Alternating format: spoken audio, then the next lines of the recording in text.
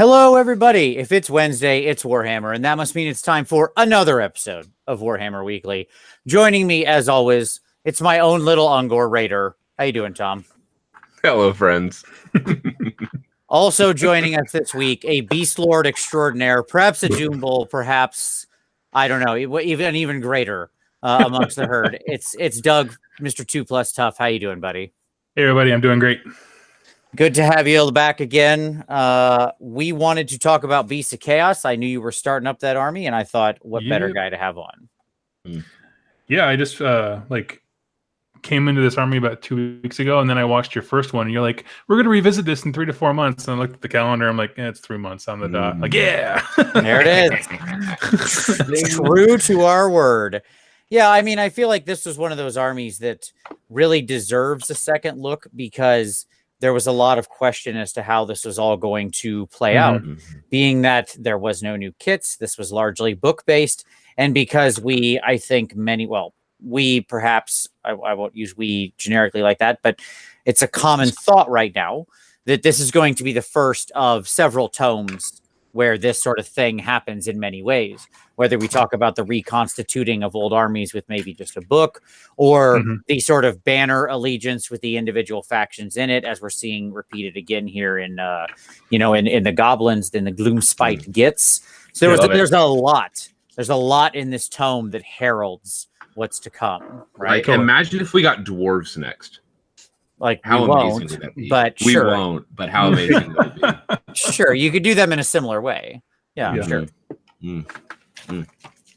So, it's good to have you back, Doug. Let's start off with some news. Tom, what do we got? Yep. We don't have a rumor engine this week. No, for the second week in a row. Get back on it, GW. How hard is it to pre-schedule the taking of a photo and the posting of an article? It's like got to be the simplest article they do all week, right?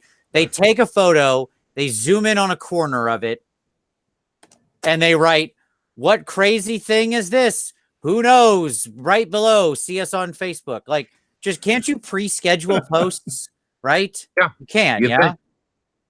I don't know. Do you do that on your YouTube channel, Vince? Yes. Yes, I do. I had all my stuff pre-scheduled for this weekend while I was playing 52 hours of D&D. You bet I did. Oh my gosh.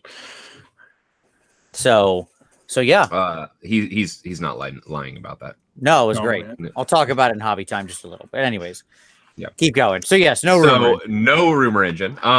But we got like all the goblins. Yeah. We did get all the goblins. Would we like to look at some photos, gentlemen? Would we like to luxuriate on some photos? I don't want to go too deep considering we're going to do multiple weeks on goblins. Yes, but we won't get it. We'll spend a lot of time on rules, and we probably won't spend as much time on pictures. So I say we do this, okay? Because they shared some, and we have a little bit of fun stuff here. So let me share up. Is that coming through okay? Yeah. Yep. All right. So here we have our little Goblapalooza crew, right? Right.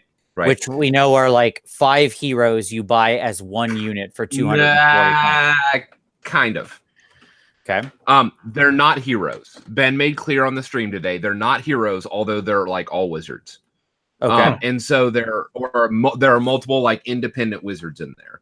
Yeah. And so basically you're buying like a unit that's going to function like heroes, but you buy them as a unit. So think Shadespire. What we don't know is if you have to maintain coherence. It does not seem like you do. Like that is like they can kind of go wherever they want. And so you're going to buy this single drop unit of 5. Yep. And you're going to get a bunch of wizards in the deal, at least 3, maybe more. And they're all going to kind of do their own thing. So you get a bunch of spells, you get a bunch of other weird buffs and debuffs and stuff like that out of the pack. Well, I know Martin had mentioned on the other stream that one of these guys, at least, does count as a hero. Like he has some kind of extra rule that says this guy counts as a hero for something. I didn't see that. Yes, but Ben made clear that they don't have the hero keyword or whatever. Sure. It doesn't seem like they have so you probably can't give them items, but for scenarios they probably count as a hero or something. I'm betting so. Yeah, that's probably how they structured it, right? Like they don't have the hero keyword, so they can't be given an item and they can't do all these other things. But maybe they have to make them into a general. You can't do those things. Yeah. But they could have a special rule on their sheet that says like for the purposes of claiming objectives and scenarios or these other things, right? Or it could be like for purposes of being within range of other goblins, they could count as a hero. Right. You know what I'm saying? Like if something's like, for like get this bonus for if you're realm wholly ability. within 12 inches of a goblin Right. Moon Clan hero or something. Would that be similar to like Sail and Nightmaw, how they're listed collectively as a hero, even though Nightmaw is not a hero, and when you play them, they become separate things? Is that kind of the same thing you're talking about? Kind of. I think there's no a little idea. bit of the same thing going on there, Yeah, right? I mean, because in that sense, they just wouldn't have the hero keyword, but they would be individual units when they drop. Right. Yeah. Yeah. Yep. But, like... I don't know. These guys are pretty awesome. Also, this kit reveals an interesting question that I didn't know I had. Okay. Where do Grotling, like the Scuttlings, fit in to the army? No, I mean, they said they don't. That Ben talked about that in the stream too. But that the Scuttlings aren't in there. But that guy is a little Scuttling, clearly, like the lower left creepy dude. No, the question that I didn't know I had before I saw this, but that it answered, was, do squigs have bones other than teeth?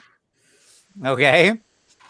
Like, I didn't think of a squig as actually having a skeletal structure of a beach ball. I thought of him as just being like a round mass of muscle and cartilage with like teeth growing out, like a shark or something.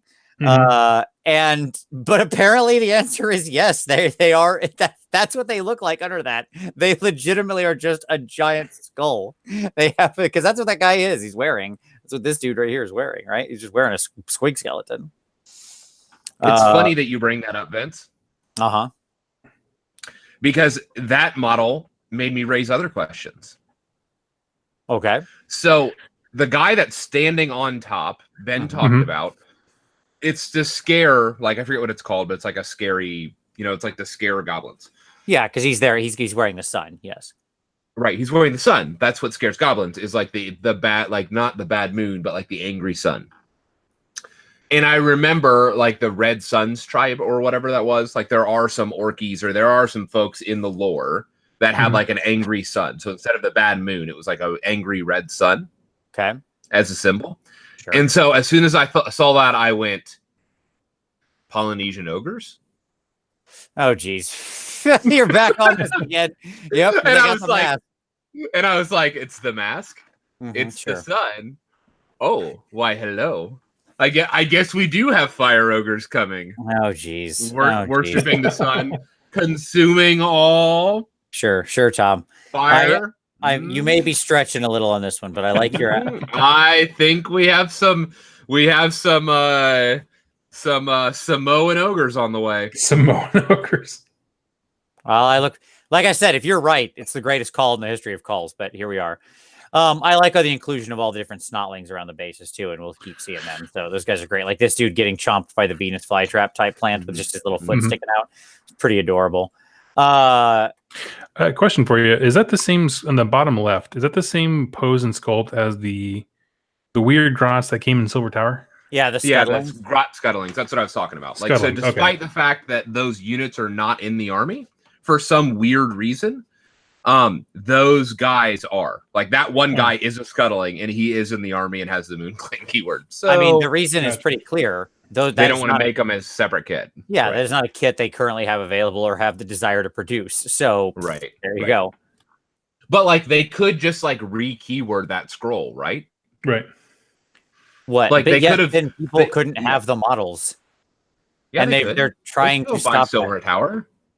First of all, I don't think the original Silver Tower is out anymore. I don't think it's available. Like, I don't think it's a current production thing still available on shelves. I mean, I'm sure some stores still have them. There's a difference between a store having on the shelf and having it be a current thing. 1, 2, no, you're not going to ask somebody to go buy a $150 box set to get eight scuttling models. Like, you want to talk about pissing? They did it for Blue Horrors in 40K. Yeah, they did it for Blue Horrors for a while. They did it. I have 40 of those scuttlings laying around. They did it for everything for a long time, where they would put rules without models, Tom. I played Tomb Kings for more than a decade, and multiple things never had rules, okay? That's not the question. The point is now they're not trying to do that, okay? So here we are. Yeah, well, we can't get... Somebody mentioned the War Mammoth, and I'm like, well, Forge World is Forge World. You don't know. I don't know what to do about that. The mainline people who make the plastic models. Forge World does whatever they want. Okay. So these guys are awesome. I love these dudes. Like such character on these guys. Here's the warrior guy from the cover with his like favorite. The mushrooms are hilarious on him. These 3 very different mushrooms. I don't know what this like living shrieker weird creature thing here is pretty awesome. This one, I like this mushroom right here with his angry face. That one makes me laugh.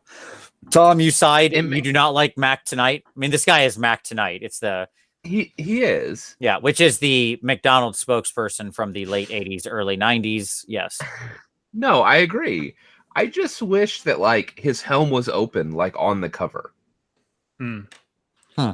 Like I understand what they're doing here, but I like it open face better. I think like Banana Head. I like Banana Head better than like I don't know, Banana Mask.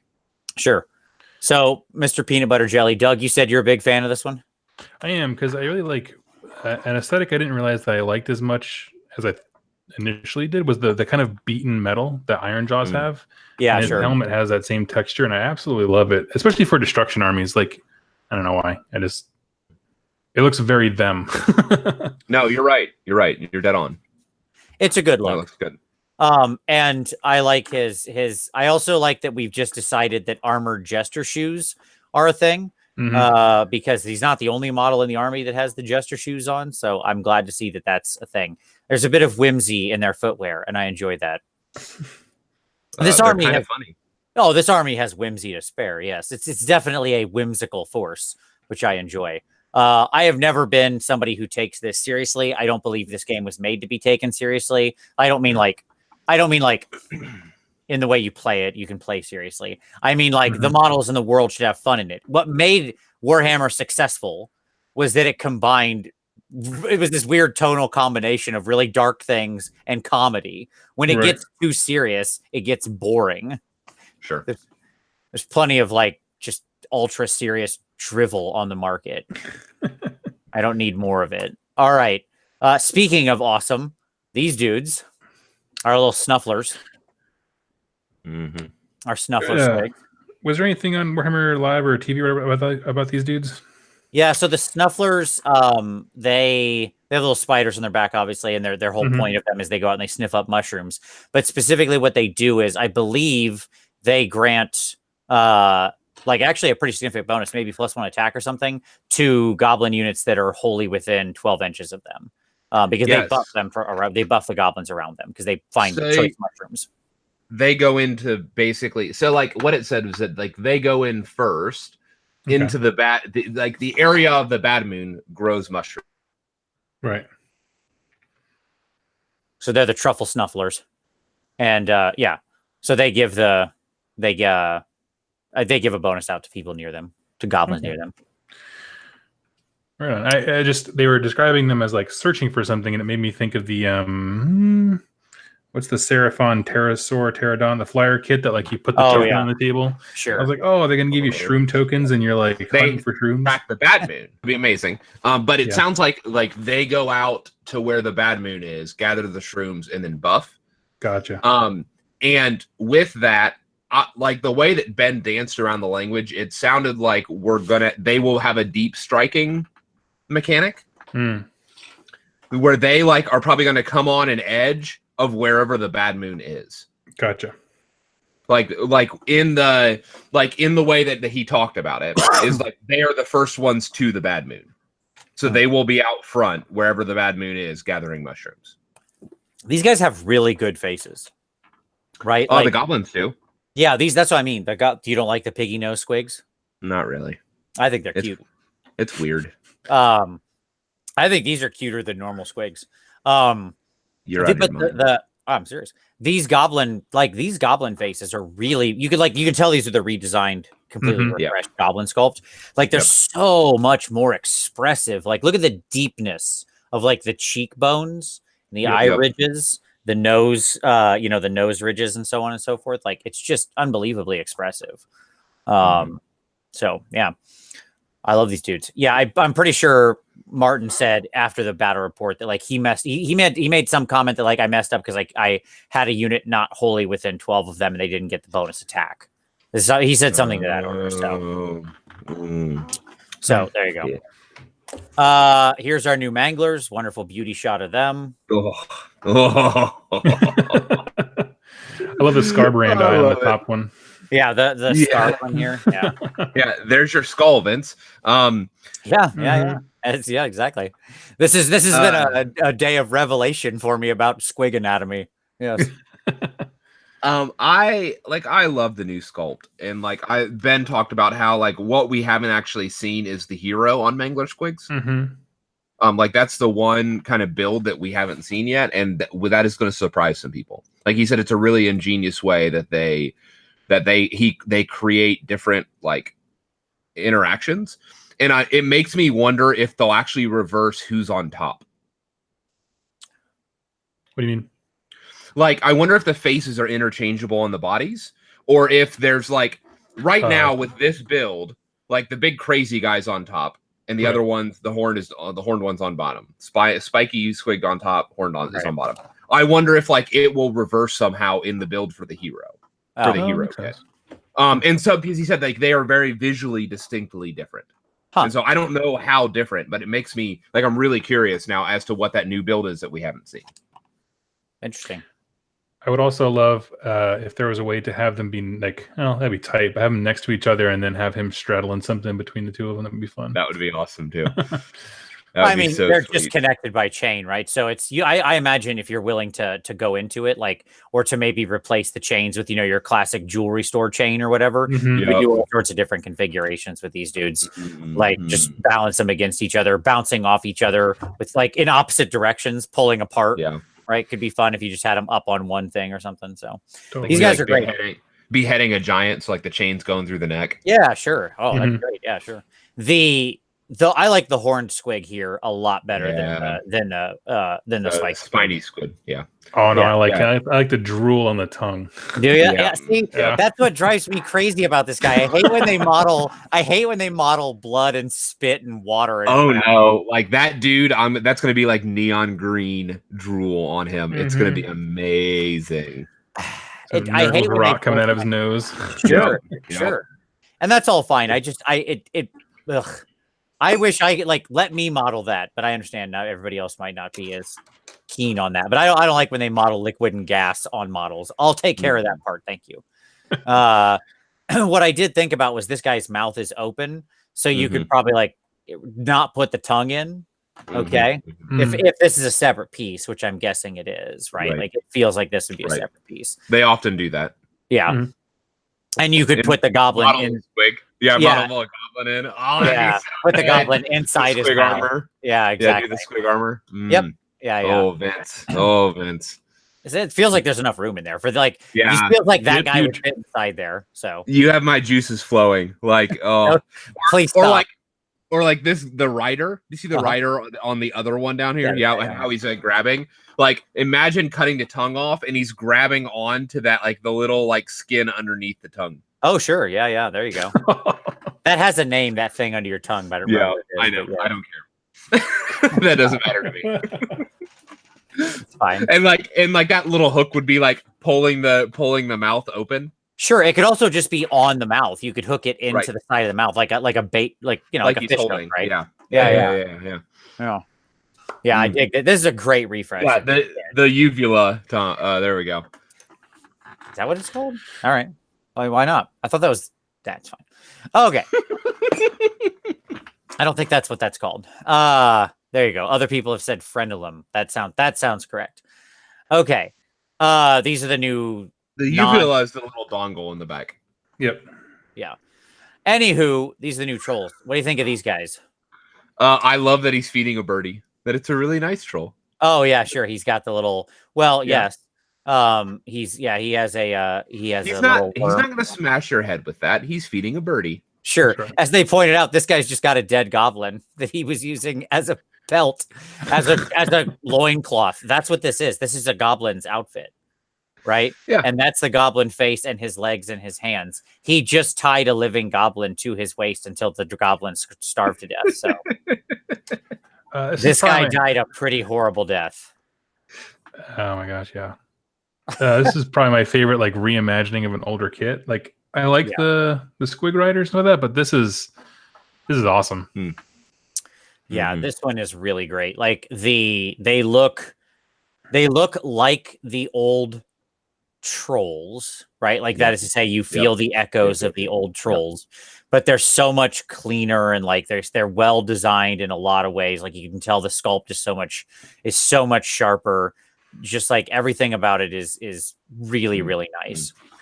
Yeah, I know how I want to paint all of this. Like it's really bad because like I have a very clear concept as to what this looks like in my brain. And so that's a bad thing for me. It's a bad thing for my wallet. And then we end on Mr. Big Boy, which we've seen before, but this is the beauty shot of him, obviously. I do like the dwarven cannon or whatever in the dwarven. The dank boy. Yeah. Yeah, Mr. Dank. With his little like question, like his pondering mushroom up here on his shoulder. Yeah. This is a multi-kit too, right? Yeah, and it comes with a hero we've only seen that sculpt in the background. This is the generic like dank troll. He apparently is the size of a giant, approximately, a little bit shorter. But he's not small. Like he is a monster. And the alternate build is they have him painted white in the art, and his arm is up like holding a club, and that's the hero version. Nice. Yeah, they haven't released any of these images, but we've seen it in some of the the battalion that leaked, the troll battalion. Yeah. In the background, you could see his art there. Yep. Yeah, so these guys are all great. That's all the art I have. There you go. That's all the new stuff. We saw the rest last week, obviously. My favorite thing is his fingernails. Well, he's such a comical sculpt in such a good way. Yes. Like that is to say, he's misproportioned in all the best ways. Like he isn't realistically proportioned and good. Good. Like he's such a creative sculpt, right?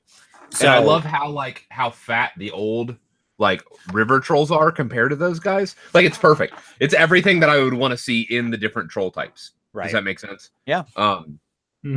Yeah, I love all of it, and it makes me sad because I don't really want to buy a whole army.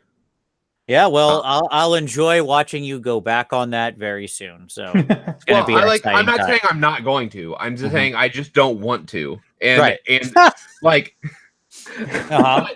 but I loves it. You know, like I love all of it, and I love that I could like work it right into my spider thing. So I mean, it technically doesn't count as a new army because I already have the spider fang portion. Hey, it's a good point. It's a good point. You don't need to justify anything to us, man. I know. Well, the viewers, just last week, I talked about how I didn't want to start a new army in the new year. And this technically isn't a new army because it includes like I have like 2,000 points of spider fang. But I don't know. We'll see. Like if I only build a full squig force, like 2K of squigs, that feels like a new army to me. Yeah. Like I can include spiders, but I don't know. We'll see. No, I enjoy humans' ability for justification. Yeah. No, I'm looking forward. I'm looking forward to the rules. I am kind of sad that the centipede's not a thing, but I'm not really. Does that make sense? Oh, sure. I think what we saw, by the way, with the centipede is I think we saw the alternate build for the hero on the squig, the S shape. Oh, got it. Yeah, sure. And if you'll notice, it's like thick on the bottom, thick on the right, which is the opposite layout of the other Mangler Squig. And if you remember, we've seen all the kits, but not all the builds. Right, and I think what it is, and if you remember on that like art, that's the opposite arrangement of the squigs currently. Like that's the opposite. Yeah. Yep. Like portions, and so like that alternate build should reposition those squigs pretty significantly. It's a shame because both you and Paul had the same prediction of a large centipede. Like to be fair, he made the call before seeing the art. That was an out of the blue thing. He made the centipede call. Yep. So, but it didn't happen. We'll talk about that in a minute. Yep. So. This was overall. I mean, yes, it's great. Anything else we want to touch on with their rules? We should mention just a little bit about their allegiance ability. We'll dive into it next week. Totally. But the nature of the bad moon and how it works, because it is interesting enough to warrant a brief discussion before we dive into it next week. So the way it works, as near as we can tell, is you have your table, you pick a corner for it to start in, and then like over the course of the game, it's going to move. Let's say you pick the lower right-hand or lower left-hand corner. It's going to move from this corner through the center of the table and to the other corner and off. No, that's not how it moves. That's how it works. Yes, it is. They said you roll. Yes, you roll because it doesn't move in a set fashion. It isn't going around the table like I thought it would. Right. Like, and it doesn't do either in that, like, you roll and that roll determines where it goes on the table. It can go up. It does not. Left. No. That is not right. Like, we'll see it all, but they broke it down in that it can move off the table or the center of the table. It can go off the table, correct. So it's always going through the center line no matter where you pick. And it moves a very distance. Divide the center line into 4 sections. Okay. Pick a diagonal line and divide it into 4 sections. It can go nowhere, it can go 1, or it can go 2. Okay, so if it was starting and it went 2, it would now be in the center point of the table. Yeah? You understand what I mean? Yeah.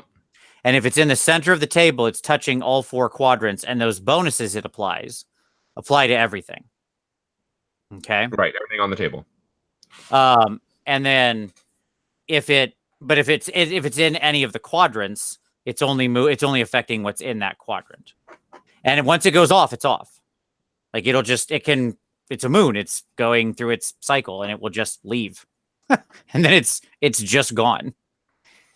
And like and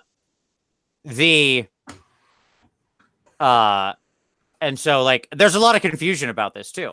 Like, I'm not even sure how it's going to work. I'm inferring some things from what they said on the movement of the moon. I have no idea. Like, are you going to put a marker on the table and track where it is physically?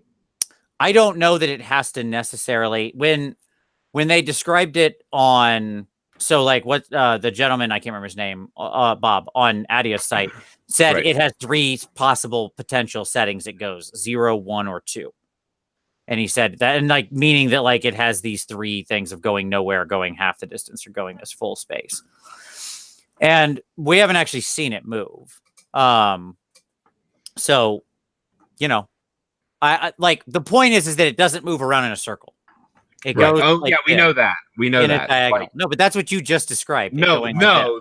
What I described is saying you roll a dice and it goes to a random crazy quadrant or all the quadrants, and that's not what off the table. Yes, and that's not what happens. It doesn't just shoot around quadrants. It goes in the thing I do know is it travels in this directionality. It is a moon moving through the sky. And if it hits the center, which is a thing it can do, it will be, because that's the center. Yeah, that's the bullseye. Yeah. It will affect the whole board. And like, obviously it gives out bonuses to everybody, right? Like it's just crazy bonuses all over the place. It gives you your thing you wanted. It gives you your 5+ mortal wound on the Spider Fang. And trolls regenerate double, and you know, and reroll 1 to hit, yeah, 1 to cast, and -1 for non-moon clan, and just everything. It bonuses everything and gives everything. And what is the speed of a spider? The speed? 8. Yeah, I'm just thinking like the units that can get to where the moon is supposed to be and like have the best chance of using it, or deep strike. Like you could also like you could set up in your quadrant to start and then move with you hypothetically. That's true. So I mean, there are ways that you could arrange it to do it. Paul is very excited about the return of the Spider Fang bonus in the comments, and I understand this was a big deal to people. I get it. The Spider Fang 5+ mortal wound. People are thrilled to see this return. Well, I mean, it's still a thing, like you with the spells and stuff like that, but like it could be more of a thing. So yeah, we don't know. And yes, it's an 8-inch move. Okay. There could also be deep striking that we haven't seen. Like there could be tons of stuff. We do know that there's a shrine. They said that like everybody's going to want to include a shrine in their army, which implies that maybe you would have the option to not include one. Well, the shrine. So one of the things we learned on the shrine, which I'm sure we'll be discussing this more in detail next week. And again, I don't want to rob too much from next week. But so the shrine can restore models. We know that, right? Yeah. Well, it doesn't restore them. Just more come flooding out of the caves. Yes. It can basically, like, what it's doing, as I understand it by default. Yeah. Through some expenditure or whatever, is it restoring, like, it only works on the base goblins. Yeah. Right. And because yes, the little weedy goblins sort of the bow guys. Are flooding out of the caves. And it's this big 12-inch, model. It's huge, as they mentioned. It's 12 inches tall, so it's giant. And and there is a battalion that apparently, if you're in the battalion and you roll the 4+ when you're returning models, you return a whole unit. So the thing they specifically said was that 60 strong unit of goblins walks back onto the table, right? So, hey, if you loved sequiturs coming back on a 5-up, you'll love goblins coming back on a 4-up. So look forward to that. So that'll hot. Like, I love it. Like, I love it. So amazing. I'm excited. Let me just say that. I'm excited. And I already have my color scheme, which is the best. I was afraid about the bad moon and the yellow. That was going to be a problem for me, but it's not a problem for me. There you go. And so, like, as to, I want to answer Kevin real quick in the comments who said, like they had nerfed bloodletters off of their sort of higher mortal wounds, but gave it to goblins. I have a feeling Khorne will be fine. Like, I get the strong They didn't give it to goblins. They gave it to spiders. Let's be clear. Sure. That's fine. I have a feeling Khorne will get a refreshed battle tome. They'll bring all the rules in line, and Khorne will actually come out pretty well because they'll get the same refresh treatment from Wrath and Rapture. They talked about how, like, part of their goal with this was to start updating the rules, which I'll talk about in Pick of the Week today. But the way they imply it, they're trying to bring things up to this new standard that they've reached post AOS 2. So I think that was more credence to the fact we're going to see these refreshed tomes, and you'll see things like, you see these tomes that have some stuff that's out of line, like Khorne, come back in, and we'll get a nice refresh and a rebalance and all that. All right. So, like, I just don't feel like they would do 3 or 4 units and then just let it sit forever. You know what I mean? Like, they're going to, they know what they did. They're going to do the rest. Like, it's fine. Okay. So, other new stuff. They did an update for a preview for 2019, and they gave us like 5 things coming. And in that, they talked about like more Slaanesh models. Surprise! There's a keeper of secrets. Plural. Yes. There's a keeper of secrets. Models. There's other stuff. Yes, neat. More Slaanesh is coming. No one is surprised. Well, I would like to disagree with you because this is where I'm going to shout out some people who were recently making a prediction show, and we're talking about how Slaanesh isn't going to get any models. I don't know who that would happen to be. Maybe that they're in the comments right now, but there was a general prediction that it wouldn't happen, and clearly that was proven wrong right away. So negative 5 points. A little bit. So at any rate, I was excited about that. Yeah, more Slaanesh models. Totally. Indeed. More Slaanesh models. More endless spells, like generic endless spells, which I thought was pretty hot. Like, yeah, and they're all going to be like not the just do mortal wound stuff. Yeah. Yes. So real quick, let's just get this out of the way here. Did everybody watch Stormcast episode 2? Have you watched the second one with Sam? Nope. All right. Nope. I'm gonna have 2 picks of the week this week anyway. So here's one of them right now. You can take one of mine. You can take one of mine. Yeah, I'm just gonna jump ahead for this right now. Watch this. Like, seriously, this is the most worthwhile podcast behind the scenes thing I have watched in forever. It's Sam Pearson, who's one of the other rules writers. He's the rules writer on Beasts of Chaos, the lead writer, which is why I definitely wanted to watch this. So before we did the Beast episode, in addition to being like incredibly inspiring my confidence in their current path of rules writing, because the way the way he talks about the rules was using all of the like modern technology of understanding what top down and bottom up and verisimilitude, and like these are buzzwordy type of things in game design, but they're important concepts to understand. When he talked about the playstyle meeting, like one of the initial things they do before, when they first get the idea they're going to do this, they have a playstyle meeting where they just come together and start throwing words on the board of like brain, sort of clouding, like, brain clouding, like words that represent this thing, and then talking about how that translates into the play styles this army should represent. Right. It was go ahead. That they go ahead and design multiple ways of playing from the ground up. So like for Beasts of Chaos, like Monster Mash is going to be a thing. Right. Ambushing is going to be a thing. And so like they then create artifacts and command abilities that support ridiculously specific types of play. I was like, oh, that's awesome. Yes, absolutely. It's such a good episode. Like, now I'm going to make it my mission next time I'm there to like meet Sam and talk to him, because like he thoroughly impressed me. Like he talked about it, so but I highly recommend it. Anyways, in there he talks about how, you know, we have plenty of endless spells that just like hit somebody and do a D3 mortal wounds or something like that, you know, is sort of this generic hit somebody and do some mortal wounds thing. And so his main goal is to make sure that that the spells, that one of their goals, not just his, but their goals, is to make sure that the spells are more interesting. So my guess is for round 2, we see the exploration of a lot of different concepts, right? Of different things happening. And yeah. Yep. Or just interesting board control effects, right? That aren't even necessarily affecting units, but could just be affecting the battlefield in ways. Yeah. Imagine like an endless spell that would make it so that within 12 inches you couldn't set up models. Sure. Exactly. Yes. Perfect.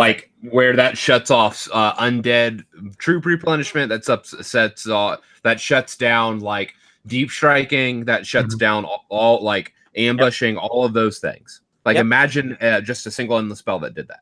Sure. Absolutely. Hey, I had a thought, and I thought about it when we first saw the spider thing for Gitz coming out. Yep. The idea of an endless spell that summons an actual thing that you then have to like put wounds on to get rid of. Oh, okay. Like an endless spell that generates a second thing. More like you summon the spiders, and now your opponent has to kill the spiders. Oh, okay. Because at that point, it's basically the Palisades, but now you're investing resources to get rid of it instead of like, I just can't shoot over the wall. Now I have to actually shoot the wall. Sure. Absolutely. I don't know. I'm just one. But yeah, it's cool stuff like that. I like it. Yeah. It's sort of a logical conclusion, right? Of like, why not eventually have an endless spell that's physically manifest enough that you could actually like interact with it in some way. Now keep in mind, they'd have to undo some of their tech in some way, because right now endless spells are friendly models, right? But the idea would be that would need to get flipped on its head somehow, but that'd be fine. That could be in the text. Right, in the text of that spell, this thing is not a friendly model and is instead an enemy model or something like that. But like then that's going to also have other implications, like it'd have to land 3 inches away from everybody, and like they'd have to really unpack that in a careful way, is my point.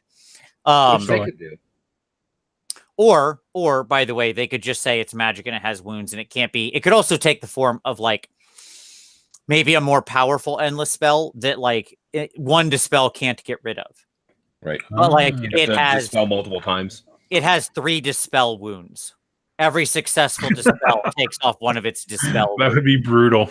Okay. And so like you've got to shut it down 3 times before it shuts off. But each time it does, maybe its pulsing area of effect shrinks. Gets smaller. Yeah, so it gets a wounds chart or something. Yeah, a very simple wounds chart, right? There's a lever. There's lots of levers they could pull. Is the point Vince's making? Yes. Yeah. So like the I'm down. Absolutely. And then also, sorry. Yeah. So no, I listened to that episode. It's hot and it's fantastic. Like he talks about all stuff that I was interested to hear, and he talks about the endless spell thing. So there you go. In addition, the other thing that the article mentions is the Soul Wars, the continuation of the Soul Wars, whatever that means. We don't quite know what that means, but which I'm excited about. Yes, absolutely. Yeah. I think it's really relevant. It tells us that that's going to continue to be the narrative story arc for this year, right? That we're not like going to have another earth-shaking event that changes everything around, or if we do, it'll be the conclusion of the Soul Wars, right? That then kicks off the next season. So, I mean, what was fascinating to me, and Doug, as I was thinking about this, tell me what you think about this. Okay. So obviously they said we're going to continue to explore the results of the Necroquake, right? So the Necroquake rippled across all of the mortal realms and had these sort of, cataclysmic, in some cases, effects. Obviously, my first thought was, so it weakened the prison of Slaanesh, and like it's what's going to allow Slaanesh to break free, right? That seems to be a really obvious result. You feeling that? Yeah. Oh, absolutely. Yeah, that's actually when I first read it. So like I read it in Legions of Nagash before I actually read the book Soul Wars. That was my first thought, because we already have Marathi tilting the scale, messing everything up, and then all of a sudden a huge tsunami wave of energy comes through. And then you read the thing in Soul Wars about how actually devastating it is. Right. You're like, oh, that's just obvious. Yep. So I was excited to see that. I thought that was, a better... I liked them doing a, hey, here's what we're going to do in 2019 thing. That was pretty cool. That's generally better information than we normally get. Now, go ahead, Doug. No, I just said I agree. I like that they just gave us something. Yeah. Now, this Saturday, they have an open day, and there'll be a preview show there. So, I don't know. We'll see what that exactly means. What's that for? It's just generic. I think it's just generic. Okay. It's a generic, like the new, kicking off the New Year open day. Yeah. Gotcha. Okay. Like, yay, Warhammer open day. It's not.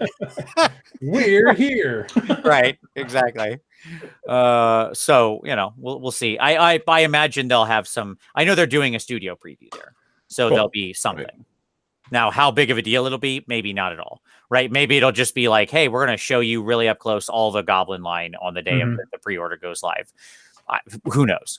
Maybe we'll see more. And I'm okay with that. Yep. Maybe they will. Maybe they will be like, oh, here's the new Fire Slayers and Iron Jaws and blah blah blah refresh tomes we're doing. Who knows? Imagine a world where they repack the Fire Slayers into not the current packaging. What do you mean, not the current packaging? You mean like literally packaging? Like so when they did like Judicators, for example, if you'll remember, when the repack of the Judicators and Liberators and all that, they went from like boxes of 5 to boxes of 10. Yeah, I remember that. Yeah, and like all of the like ancillary Fire Slayer units are like 5 troops for $40. Which is like the Liberator pricing. Like that was the old pricing. And so you're saying if they went like 10 to 50 or 10 for 50, 10 to 50, 10 to 50, 10 to 60, either of those would be preferable to the current world we live in. Sure. Nope, that's fair. That would be great. And it would actually track with the other developments that they've done, and it would update that line. Because right now, Goblin pricing, by the way, is in line with that. Like with the newer pricing. Yes, like the Fire Slayers are still the most expensive army they have. Right. Yep. So it would be neat for them to fix that. And I say that even in light of like Daughters. Like they are still the most expensive army. Sure. I would also be excited. Somebody mentioned in the comments, but it's not AOS related, but I would be excited to actually see some real Sisters of Battle model. Oh yeah. Beyond the beyond the one sort of sculpt we saw and some heads and stuff and guns, like some real models, some physical real models. Oh my God. I just realized something. What's that? They will have 3-ups for those. This just clicked in my head. That what? That they'll have 3-ups for those Sisters of Battle. Not a 3-up armor save. Okay. Not that. 3-ups are what the designers use to make the initial model. A 3-up is a 3-time scale model. Yeah. Like, you remember the Sequitur sister that you correct. Left, yes, and that you wanted to like kill your grandma for. Correct. Absolutely. I would murder most of my family to get my hands on that model. Like, I would have killed one person for that Sequitur model. I would murder everybody I know.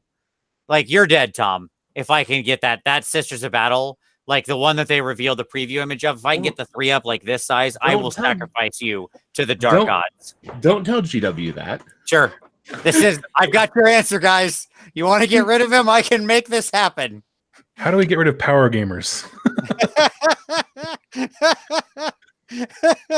No, I love Tom too much. I couldn't get rid of him. I'd find somebody else. That's fine.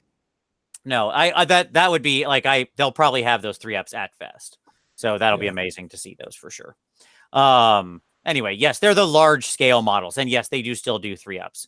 Like somebody asked in the comments, they had 5 of them or 6 of them in the case at Warhammer Fest last year for like the new Soul War for the AOS 2 launch. Yeah, for the Soul Wars release. Yep. And they were beautiful. So there we go. All right. I think that's everything, right? That's the open day. That's all the news. It was pretty slow because of the holidays, I think. Yeah. Yep. but that's okay. Still good. Still good. It was, we've got all our. How much more can we handle? I ask you, beyond all this goblin explosion. My goodness, that's they're giving us a good week. You mean the Squiglanch? The Squiglanch, yeah, yeah. The troll, the gob apocalypse. Sure. Okay, so let's turn to some pick of the week. So, Doug, what would you like to share with everybody? Battalion, right? To be clear, that's a battalion, right? Yeah, I understand. So I had two. One of which was the Stormcast podcast that you were just talking about. Yeah, it was so good. But I had a backup in case you picked that one. Oh, okay. Smart. I don't watch a ton of mini wargaming, but last week and the week before it, they had this guy come on who played Bretonnians. Okay. And like he came on for like 5 games. Okay, it was something ridiculous. And he got slaughtered every single one of them. Like it was like a 35-minute game. And so my pick of the week is not necessarily mini wargaming. It's the guy who was the Bretonnian punching bag for like a collective 10 hours. All right. Rock on. Good for him. Yeah, way to be, man. Way to be. Exactly. Stick to your gun. They're a good-looking army, and he was a nice guy. It was just like, my goodness. They couldn't tone it down after the first 3. Yeah, they'd like just take a softer army, maybe the other people who are playing against him. Like, it's fine. No, this is what compendium scrolls do. Don't run them. Yeah.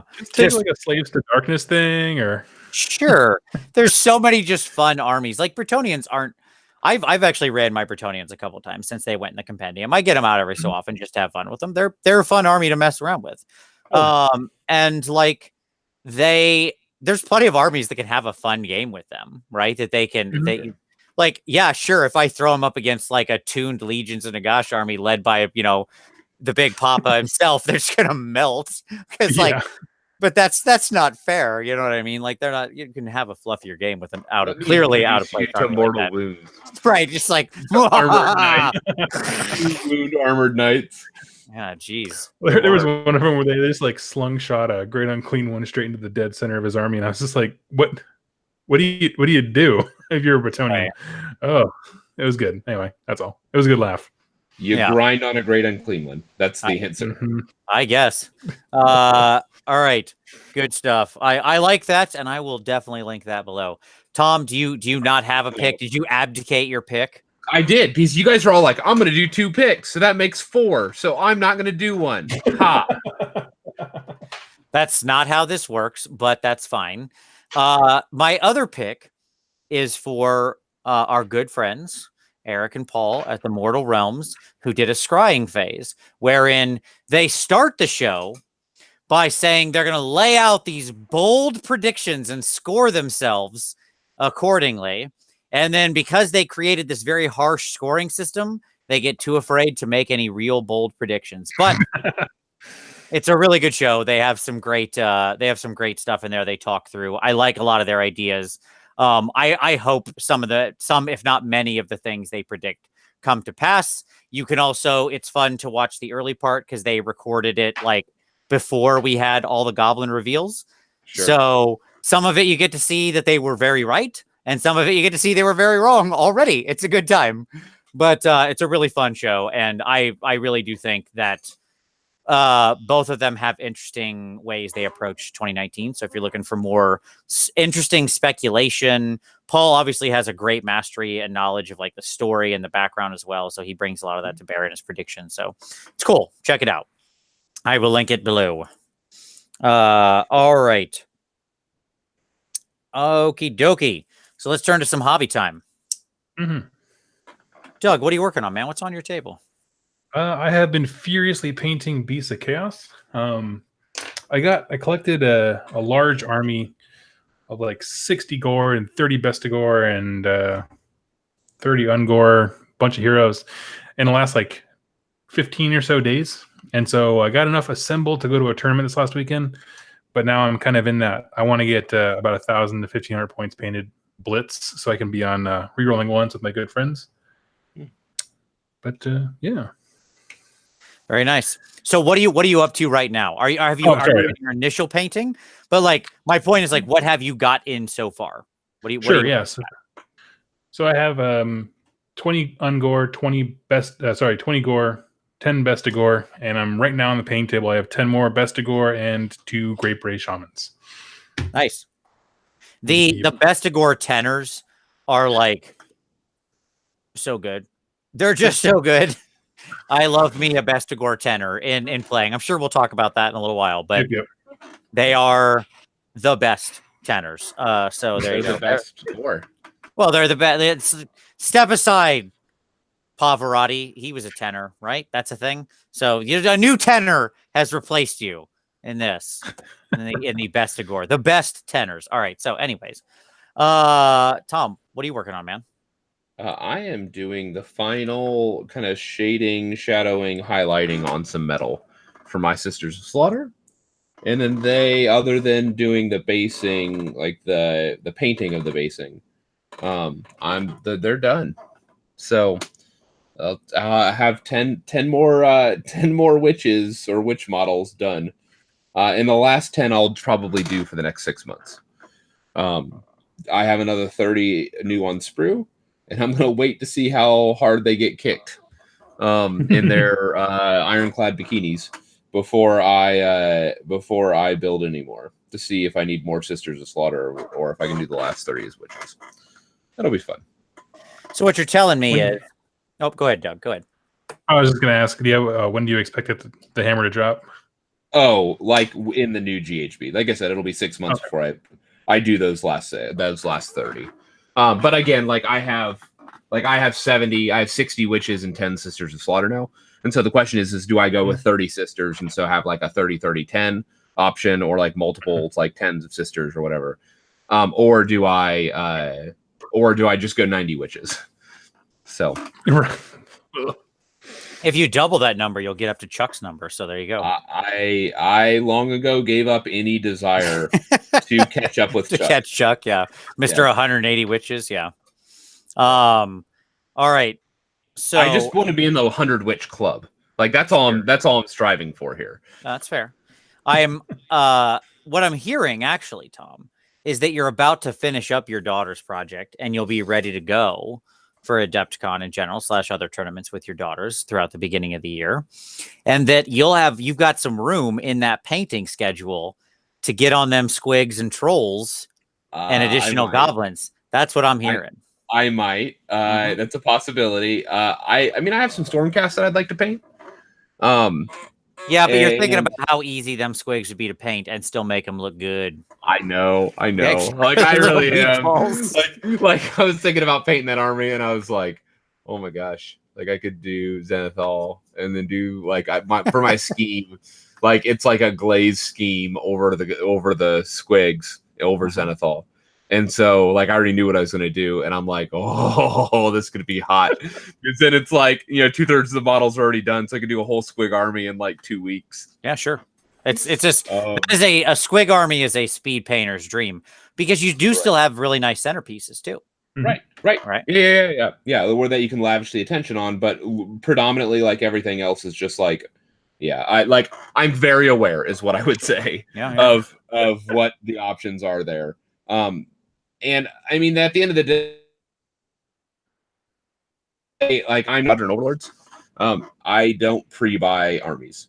And so I'm gonna just work on this. I'll pick up the book. I mean, I have my order in for my goblins, which will be I'm gonna get the collector's edition book. I'm gonna get the terrain piece. I'm gonna get the endless spells, and I'm gonna get a set of dice and the cards. And that'll be round 1, and then I'll just add that to my spiders, so that'll let me play my spiders. And then if I decide that I want to pull the trigger and go big, if I find something I really like, I'll do that and I'll make an army about it. I'll make an army around whatever I want. But I'm going to just have a playable 1,000 point, 1,000, 2,000 point spiders for fun. So nice. Yeah. Rock and roll. For myself, it's full on Slaanesh time. And it's going to be Slaanesh time for a long time. And my first mission, if I chose to accept it, and I did, I'm going to alternate, by the way. That's what I've decided, refresh an old unit, do a new thing, refresh an old thing, do a new thing. That way I'm not just repainting stuff. I started out with all my daemonettes because I thought that would be the most painful part of this process. And I see a lot of people strip models. I don't understand that.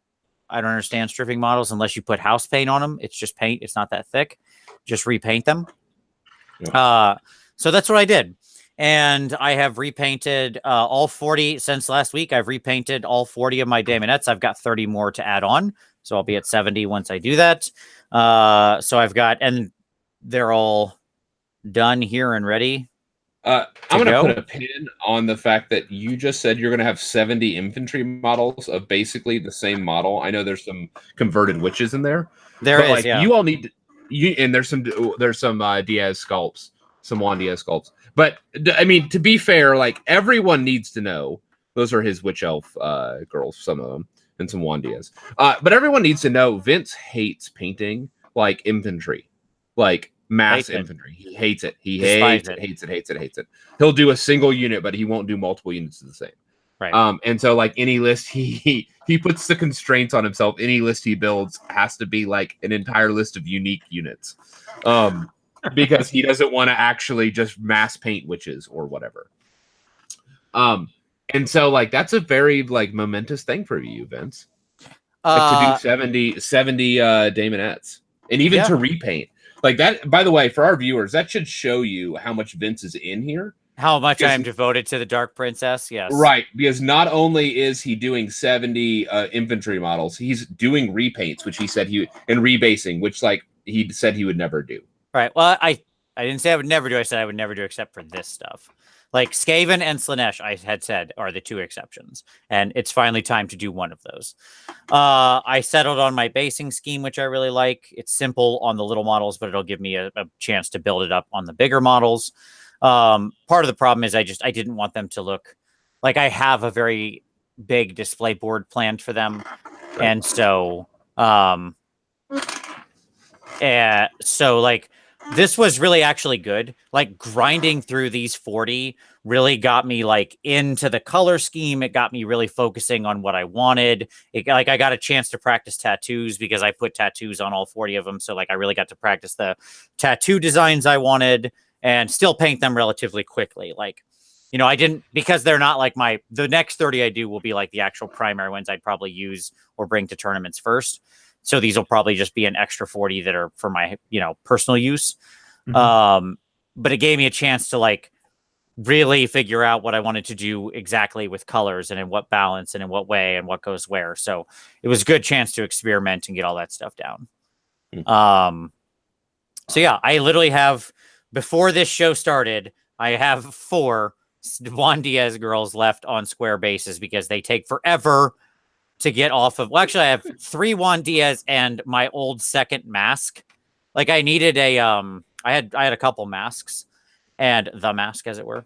And I was somewhere along the line over the past years, I lost one of my Juan Diaz Daemonettes because like I had 10, but when I got them out of the case to redo them, I only had 9. So I don't know where that other one is. She's somewhere out in the world. And so I was She's like, probably partying somewhere, yeah. So I was like, well, I've got this extra mask because I'm never going to need 2 masks, right? Like that's not a thing. So I picked the older one I had, and she's going to be the 10th, like the champion, right? The Aluris or whatever in the unit, because she just, you know, that's appropriate. She looks special. So yeah, that's what I've been working on. And next up, it's going to be in Rapturous time. I don't know where she went. She's around somewhere. But yes, she's going to be the next model on the desk. I'll work on her this weekend. I'm very excited. I'll finish these girls up tonight after the show. So, all right. So, gentlemen, shall we turn to the beasts? Shall we unleash the beast? Sure. All right, great. Okay. So, let's start overall, high level. And I want to get this, Doug, you had been searching for a while. I know you're a fan of chaos. You're a slave. You were a Slaves to Darkness man by heart, right? That's where your heart lived. But let's face it, right now, STD not in the best place. You know, maybe if we get a Dark Oath, Slaves to Darkness, Ever Chosen recombination, re-release, something like that this year, your life will change. But can I jump in real quick? Go ahead. I want to follow up. That was a prediction that Vince had made last. What the Everchosen and Slaves to Darkness into the same model line on the website. You know how they were doing a bunch and combining? Yep. Everchosen are now with Slaves to Darkness. Sure. Anyways, continue. Yep.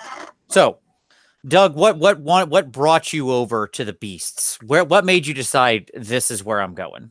Yeah, so I had this dream of having one army and then playing it in the most diverse possible ways. And so I was doing Slaves to Darkness for a while because you could run them as Slaves to Darkness, Nurgle, Khorne, for a while, it made more sense to do Everchosen stuff because of the battalions, but now that doesn't make sense at all.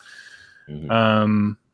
So just having the most diverse ways of playing, but they struggle mightily in many, many ways. And it just got to a point where I would win on scenario, but not in a fun way. It would just be like I had more bodies and grinded it out, and a lot of dice rolling that went nowhere. And so... which is always the worst. I agree. Yeah. It's going to tie into that's actually going to tie into something I'm going to talk about in just a moment. But go ahead. I'm glad you set that up. Yeah. And so I am someone who trades armies like other people breathe. I make the joke. We call that the doom and darkness problem. But yeah, go ahead. Basically, I always joke that like I'm the guy from Quantum Leap, like Scott Bakula, always hoping that his next jump will be the jump home. So basically the idea was like I was looking for my next faction because I just sold off a bunch of Ironjaws, and Beasts of Chaos was doing what I wanted it to do, which is you have a Chaos Undivided thing. I love Spawn thematically, and they have a great fray that lets you do Spawn stuff.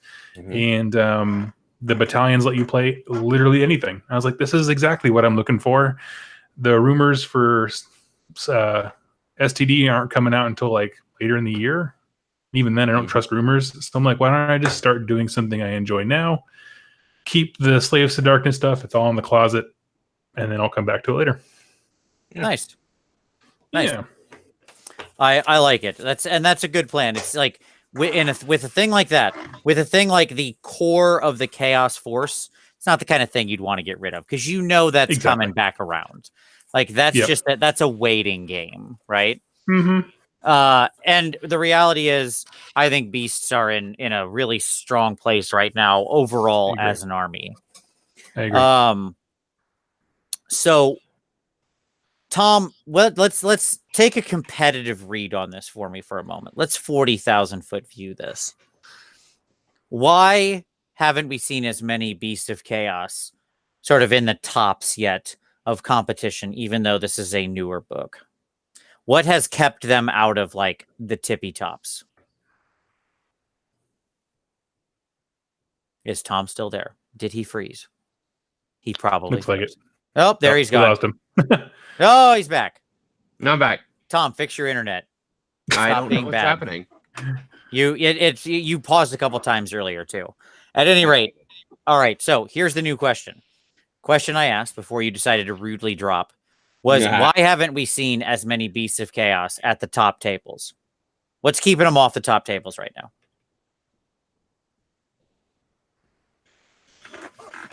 Don't long pause. I was just thinking that. Sorry, like I was moving so that you would know that I'm not dead. Yeah.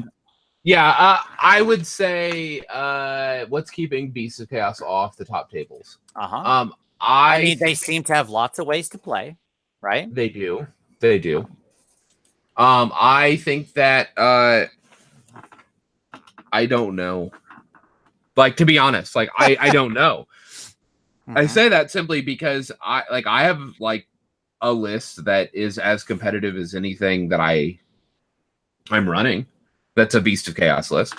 That's a low drop, like super spammy, super high bodies. Like has a bunch of shooting and ambushing and just all of the worst stuff. But it's playable. I think that it's a combination of old models. Mm-hmm. And I think it's the combination of, I think that it's just not flashy. I think that what's really sexy there is not super flashy. Is the best. Like, let me say it this way: it's part of the Slaves of Darkness problem in that the things that are going to win aren't going to be necessarily enjoyable, or it's going to be like the Savage Orc problem. Okay. So looking at the bringing up our LLV stat sheet, right? As of December 3rd. Yep. Okay. Across when you look sort of across the I'm looking at the regional breakdowns first. Yep. They're generally about 1.7, 1.5, or 1.8% of the meta. Right. Okay. So it's a very small percentage of the meta. Yes, but it's in line with, that sounds low, and it certainly is to a point, right? It's not Stormcast, okay? Right. Or something like that. Sure, that's but it never will be. It'll never be Stormcast. Right. But it's it's online with a lot of other smaller factions like that, is what I'll say. Right. Okay.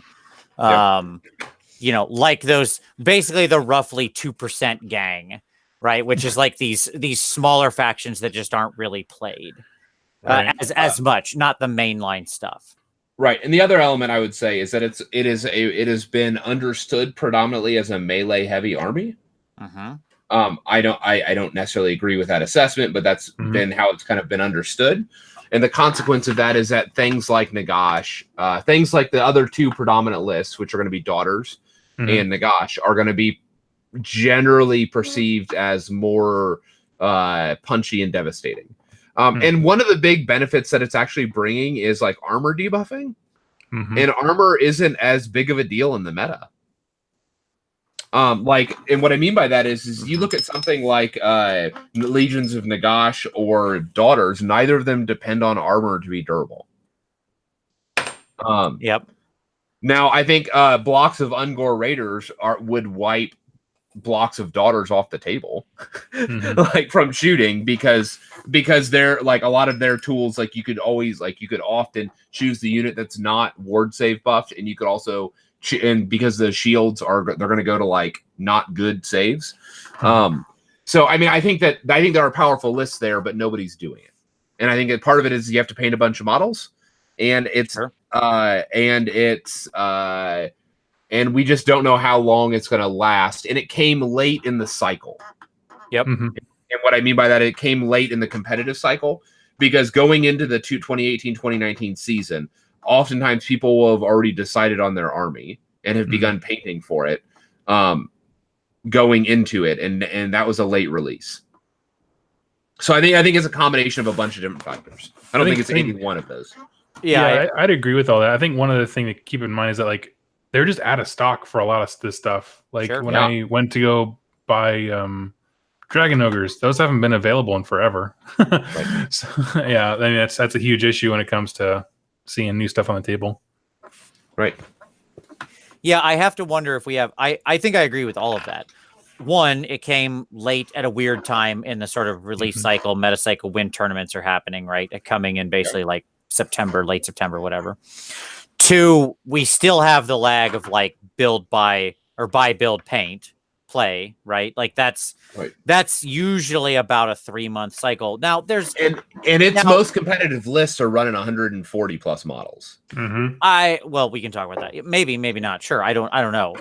There's different versions of this, certainly. Right. And some of these, you would think this would have at least a slightly shorter runway, right? Because a lot of people did already have these models. These weren't wasn't a fresh release. Did they really have armies of beastmen laying around, given that it's been 15 years since they had a book? Did they have armies laying around? Yes, there's plenty of people with beast armies out there. Now, there's probably not highly competitive people with lots of beast armies laying around out there. There's a difference, right? Now, at the same time, there's probably still plenty of people with the Tzeentch focus stuff more ready to go, right? Enlightened, I think we're already on we're already a hot pick even before that. We're on the uptake before the supercharge that they got with Beasts of Chaos. Yeah. So, I think the Tzeentch stuff was around, but sure. I'm not saying that there's no lag or that they should have just immediately hit the table death style. Death is the closest equivalent, right? Where you had just the book and it was all existing models. But the reality is there had to be a lot more pent up death one energy out there just waiting, One is predominantly an entire Grand Alliance that people could field immediately. Because not Flesh Eater Corps, but everything else was basically the entirety of the Grand Alliance. Yep. And then the other was a small minor faction that hadn't been updated in 15 years. Yeah. And most people thought we're never coming back and never being supported. Well, and not only that, the people who had, like I met a guy this weekend he's been playing Beastmen since 6th edition, I think. Sure. And the thing is that the things that made those collections great in fantasy battles, if you bring them into AOS, like if you just have a bunch of gore and ungore, which is what those armies were, that sucks to play because there's no teeth to it, and so people are showing up with these armies, but they don't do anything really yet. Yep. Yeah, I think that's a good point. Yeah, the ground move there, right? Like I do think that you can use, even old school ungore non-raider type and even regular gore in interesting ways in the army. But you're right, they're not. Oh boy, are they not your hammer or pick? Yeah, exactly. Yeah. They have a place, but it's not. They're not going to win you something on their own, right? So I think that that there's an interesting element here of one, you have a lot of like delay on this. Two, you have it was the cycle time, and three, I do want to put a pin on something that Mr. Mephisto pointed out in the comments, which is that if they're playing the Godmark battalions and putting them in the God armies, right, they'll show up on the list under those other things. Oh, that's true. Right. They won't show up as Beasts of Chaos. Indeed. Right. They'd show up under Tzeentch or Khorne or whatever, right? So it gets really hard to actually pull that apart. That said, I don't even know that that's where the power is in the book, but that's I mean, that's fine. We can well, that's what we're going to break into today as we continue the discussion. I think there is another interesting element that I think is I think, by the way, your conversation about like a lot of their ability is on armor cracking, and like high armor isn't a super prevalent thing once you leave like Stormcast town. Right. There's not a lot of other high armor forces in the meta right now. Like daughters don't rely on armor to be unbelievably tough. They rely on feel no pain. Legions rely on, either 1 or 2 death saves, then combined with just returning whole units for their defense. Right.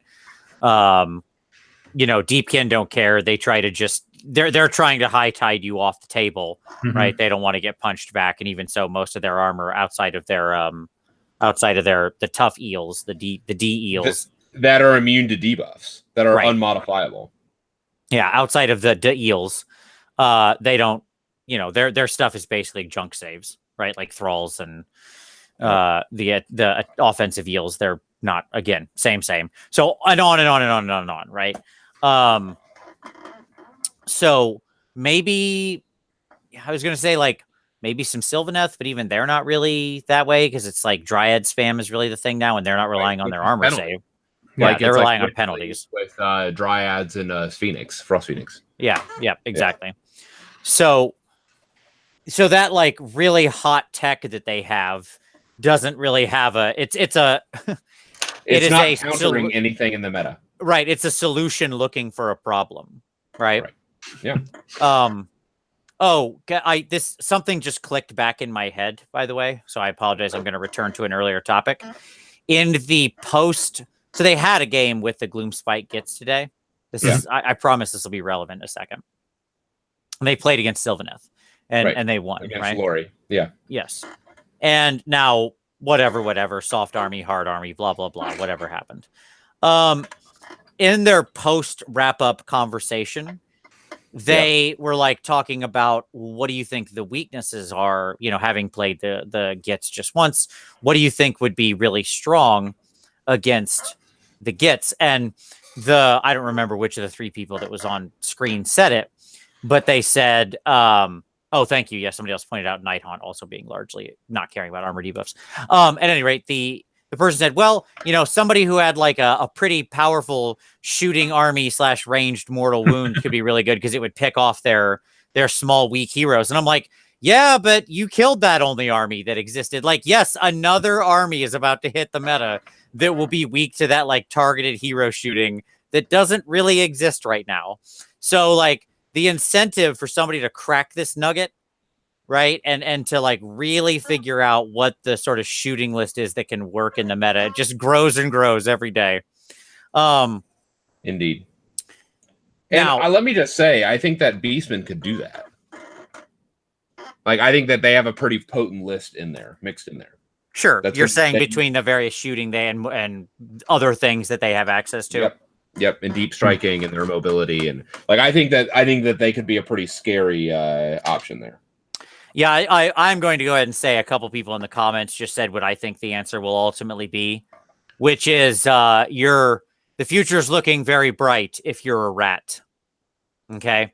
Sure. If in fact we get like a combined Skaven book, well, welcome to Windtown. Okay. Because if they recombine all that crap in like an LONBOC way, Skaven have classically been the master of shooting power projection.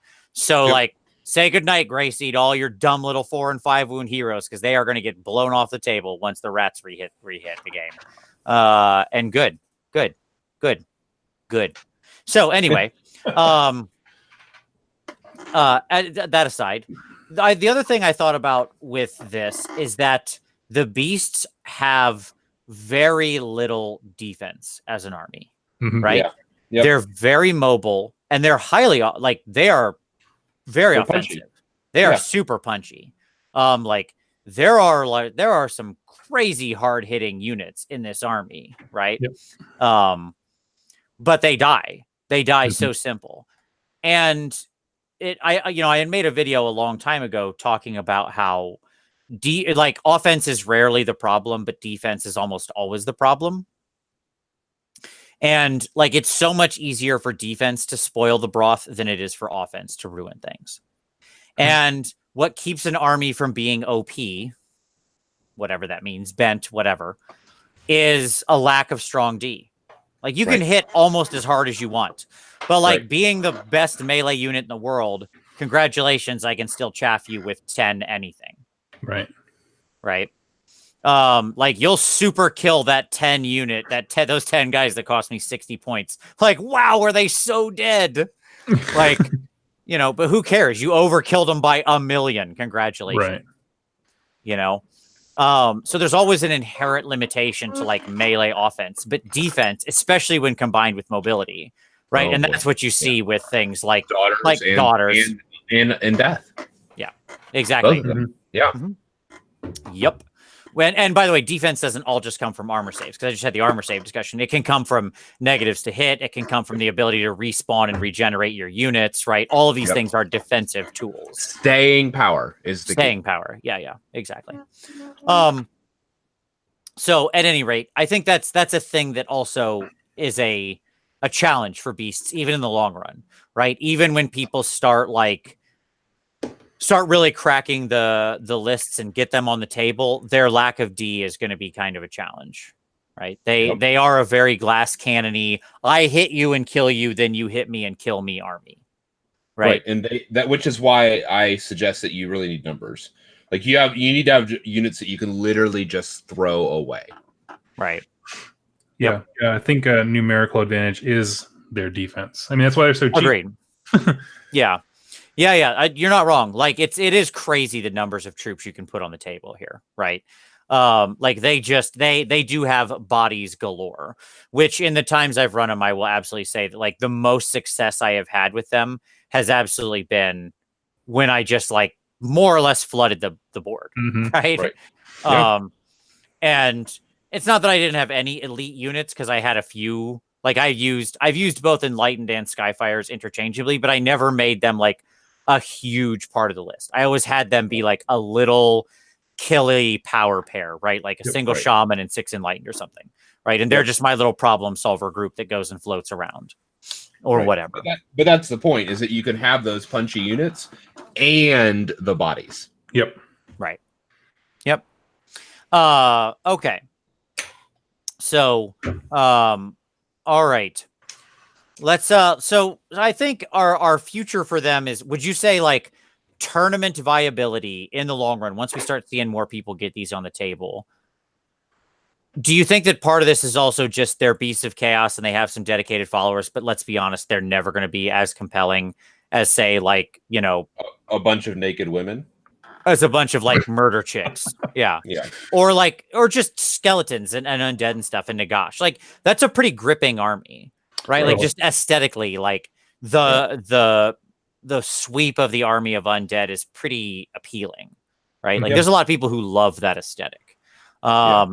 Or even something, take like Idneth, where they're so Marmite, but like the people who love them really love them, right? Like, they got in, they saw them fish and they were like, I'm into this. Like Game of Thrones is a thing. I'm gonna get in it. And death is kind of at the center of some of that. Sure. So long term, you know, I would say I place them in I think they will be competitive, but I think they'll be hard to ever like be at the absolute top. So at their best, how many games reliably do you think you could pull with them? Reliably. You're all on the 3, 4, 5 on the 1, 2, 3, 4, 5 scale. You mean? I would call competitive armies being something that's a 4, right? Because then it's a matter of like play hard, good break scenario to get the 5th, whatever, right? To me, they are easily a 4 and will be a solid 4 on a couple different builds. Yep, I would agree with that. Yeah, I still stand by that. Yep. Yeah. I'd agree with that. All right. We've got to vote for 3 in the comments, but I'm going to put them in a solid 4 in a couple different builds. I really think they have a lot of good combinations. I think people, once they really get that stuff out there and start truly experimenting, I think will be pretty popular. Well, and also you have to understand, like, I have to remember that, like, if things do change and the meta does correct itself to being high armor, like it will eventually. Something will happen to make it shift. Of course, yes. And like, we're going to be salivating. Oh, sure. Yeah. Absolutely. Like a new heavily armored force will enter a new challenger has entered the arena, right? Yeah. Yep. Okay. So let's talk about, now that we've all had a chance to look at the army, watch it over a couple months and think about this. And I've gotten in, I don't know how many games now, but I've gotten in a good number of games. My beast, they've been the main thing I've been playing over the past 3 months while waiting for Slaanesh. Like on the weekend when I'm wanting to get a game in, they've just been my choice, right? Because I kind of like, especially since my daughters over the last month and a half were at Tom's house, so I couldn't play in Kentucky. Yes, yeah, indeed. They were 5 hours away from me, so I was like, "Well, beast time it is."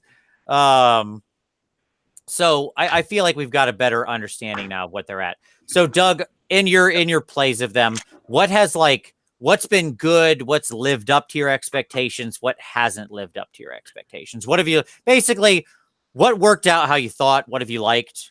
What defied your expectations, and so on and so forth. So for stuff that did well, because positivity is king with me, Primordial Call points really surprised me. When the book came out, I was super salty. I was like, not everything needs a summoning mechanic. I don't know. I was very old man grumpy about it, but actually playing, there was a cloud and you were yelling at it. I get it. Exactly. Yeah. After playing several games of like, having to win on scenario and the power of in turn 4 in one game, I brought on 2 units of gore to charge something and take over an objective. Like it's huge in this kind of scenario world we live in. As far as other good stuff, do you mind if I jump in on the Primordial Call points real quick? Please do. Okay, I love them, and they feel so exactly right. You know what I mean? Like you get the exact correct amount to have the most balancing summoning mechanic. I would agree. Like what you get out of it feels so perfect. And I've had like some of the things that I've enjoyed summoning most are just like 10 Ungor, like 10 simple Ungor to walk on and be a garbage body chaff unit, right? Yeah, to be Ungor, or to be like the next sacrifice unit, right, or whatever. The Cockatrice, I stand behind him as my 5-point summon of choice. That dude, ace in the hole, that guy. 5 points to summon. He's basically a hell cannon. He's basically a blood boil. That's what he is. He shows up and he blood boils because his little stare is a 10-inch range, so he can stare at people on the turn he shows up. And that dude has done me so well. He showed up and killed like 2 slaughter priests in back-to-back turns. He like zapped one dead, flew over, zapped to the next one dead. And I was like, he blood boiled the blood boilers, and nowhere I have never been happier in a model's performance. Stupid Tuskor chariots for 3 points. When I need to pin a unit somewhere, like on the side or in the back, because it has its own built-in reroll to charge. Okay. So like it's a 3-point summon. I don't need a hero near it. I can, when I just literally want to pin something, right? I can swing it on a unit, touch the corner of it with this one model. And generally it's like 6 wounds on a 4-up save. If you're only touching like one model, the enemy generally can't pile enough that they kill it in a round. Right. So it's great to just like, I've used it so many times to just like hold somebody in their zone, especially if I've slowed them down with Hailstorm. Yeah. Right. Like I'll Hailstorm them so they're already moving slow. And then when they're finally going to get free, in comes Homie G. And he'll just like, boop, he Tokyo drifts up and just like touches the corner. And he's like, nope, you're going nowhere. So, you know, like that chariot is so terrible. And yet for 3 points, I found it to be infinitely useful. And then on the very rare occasion where I happened to get to 10 and had nothing else to do, I have summoned a Chimera. I've only summoned like 2 Chimeras, but God, are they awesome to summon. Like that is just so good because they show up and mortal wound things down and then charge on a 7. Like they are insane. So, but that's woof. That's a rough hill to climb. So yeah, I agree. I have loved the summoning points. You get just the right amount in a game. Yeah. So other good things. I love the something that I wanted to do. I wanted to see in Slaves to Darkness that this faction does is divorcing buffs from profiles. So, for example, like you don't need a unit that has a weapon with rend on it because you can get rend in other ways. And I think that's been really cool to experiment with. And it's something I've played a lot of factions. I don't see it a whole lot anywhere else. So like, Daughters does that. That's part of the that's part of the problem in the magic of Daughters is that every unit becomes a hammer unit. Oh, we lost him. Well, he froze again. That's fine. He'll be back in a second. Yeah, when they get buffed up, I agree. But yes, I agree. Like you can just move, like the way your buffs move around here is so good, right? Yeah. Yeah, that was definitely. And then, because I've been saying for a while, like if you could give the Slaves to Darkness, what's it called, the War Shrine, a prayer that said "Give them rend," I'd be like, that's a huge thing. Yep, I agree. Passing around that rend. You know, here's a little thing that I found to be unbelievably useful. The Bray Shamans, just like plus 3-inch movement thing. Yep. That's just huge. Such a small thing you don't think about, but like as being impactful. But my God, is it so impactful? So this last weekend, I had 2 blocks of 30 gore, and I got cogs off, and they were both next to each of my shamans. And so with all the bonuses stacked, I got 2 turn 1 charges and just walled up a Stormcast army in his deployment area. And it's amazing. It's the greatest feeling in the world. Nice. Yeah, it's crazy because they've all got that run and charge built in. And then when you add 3 to movement, it's just like they just shoot so far across the board, which is, by the way, why I think, like, have you gotten to play with your Bestigor much, or is this your first couple units of Bestigor you got on the table? So this is my first couple units. I did at the event. I took 3 units of 10 and had them in ambush with a Beast Lord. That was fun. They didn't do a whole lot, but they were. They did more to make my opponent be scared of them than they actually did physically in the game. Sure.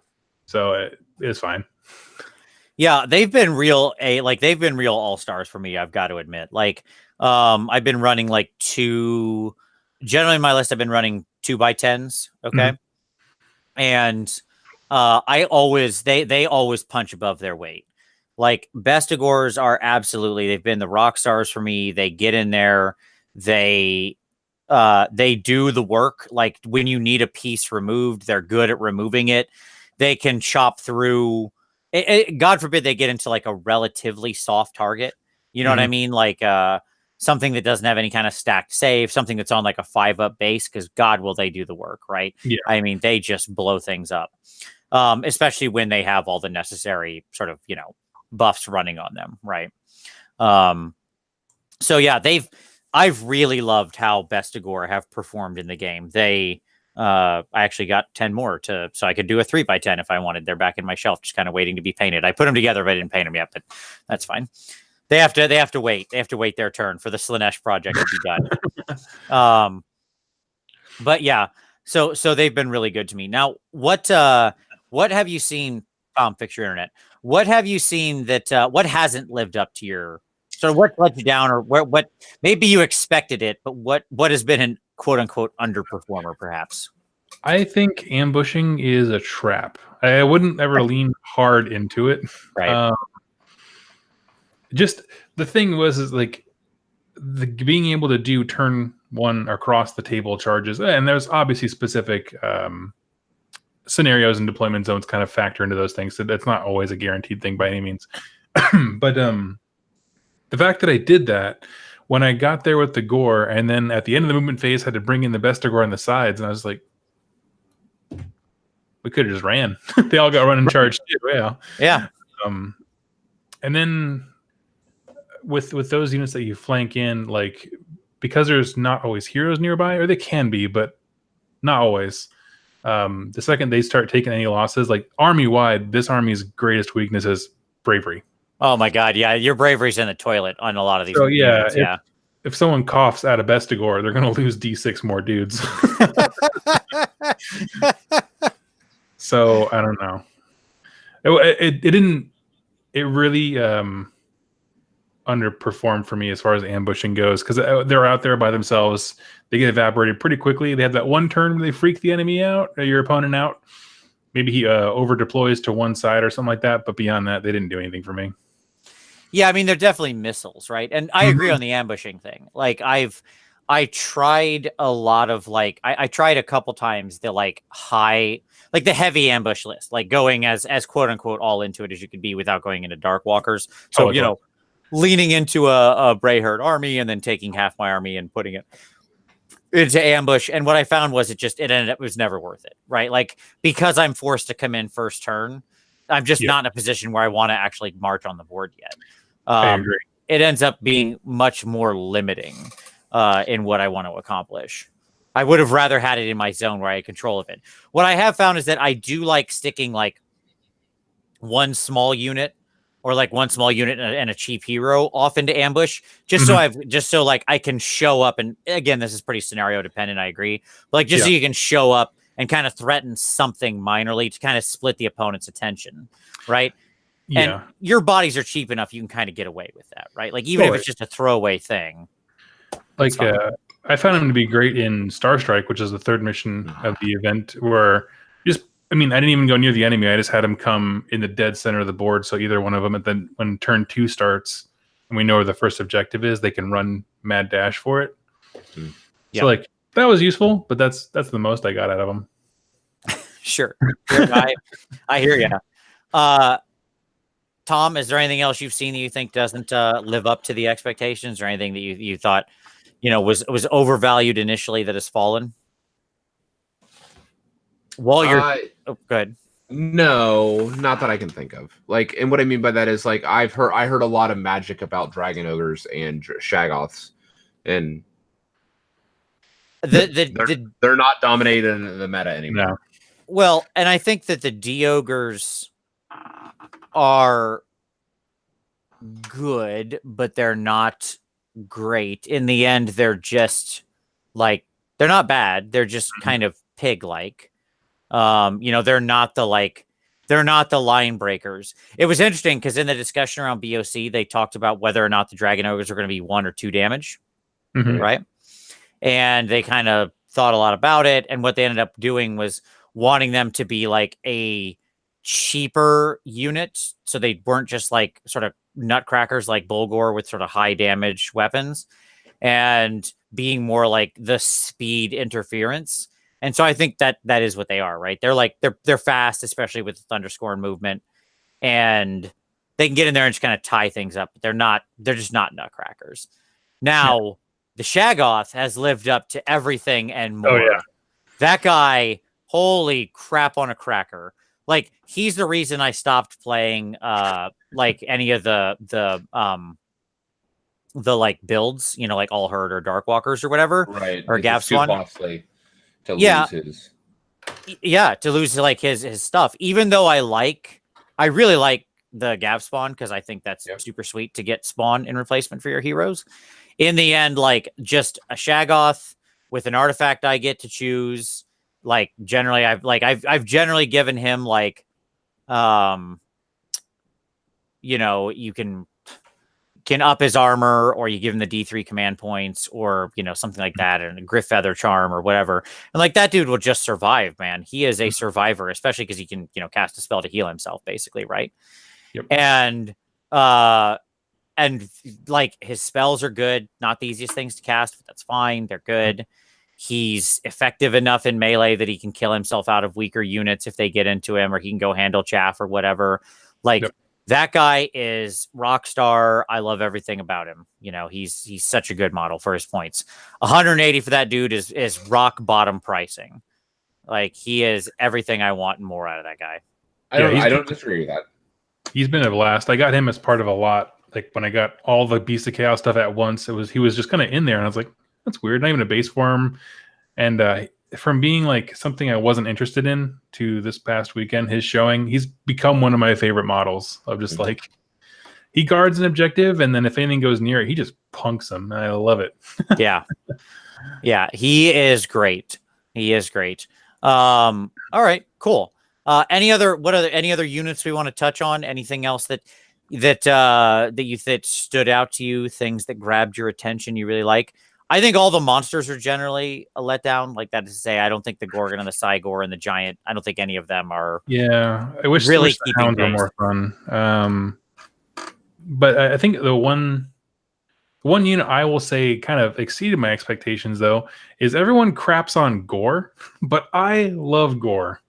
Okay, so much. Let's defend Gore. Let's defend the classic Gore. Why do you like Gore? Because many people do poo-poo them, but I say let's not. Okay, so go ahead, because I'm actually a fan of them too. Go ahead. Totally, yeah. So part of it is, I think people forget the psychological aspect of the game, and they just have such a colossal footprint that when they move as aggressively as they do, it freaks your opponent out. And so I won 2 out of 3 games at this local event that I went to, and the reason I won them is because people saw the Gore hordes and way overcommitted. And they're dropping down like Retributors and Evocators and all this crap to one side, whereas the meat of my army, which is Heroes and Spawn and a Gorgon, are all on the other side claiming objectives as solo models.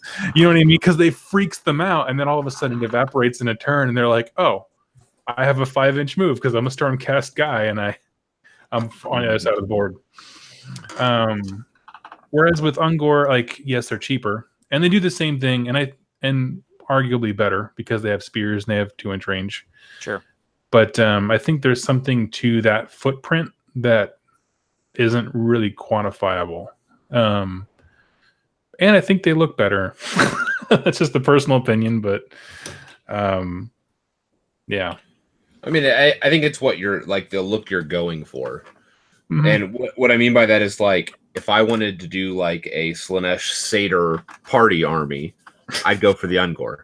Yeah, that's fair. But if I want like the actual like Beastmen, you know, like I'd probably go for Gore. Mm-hmm. Yeah. Sure. Yeah. I've been using them as like, so I've been running with some tenors of them to use as basically like secondary chaff control lines. Okay.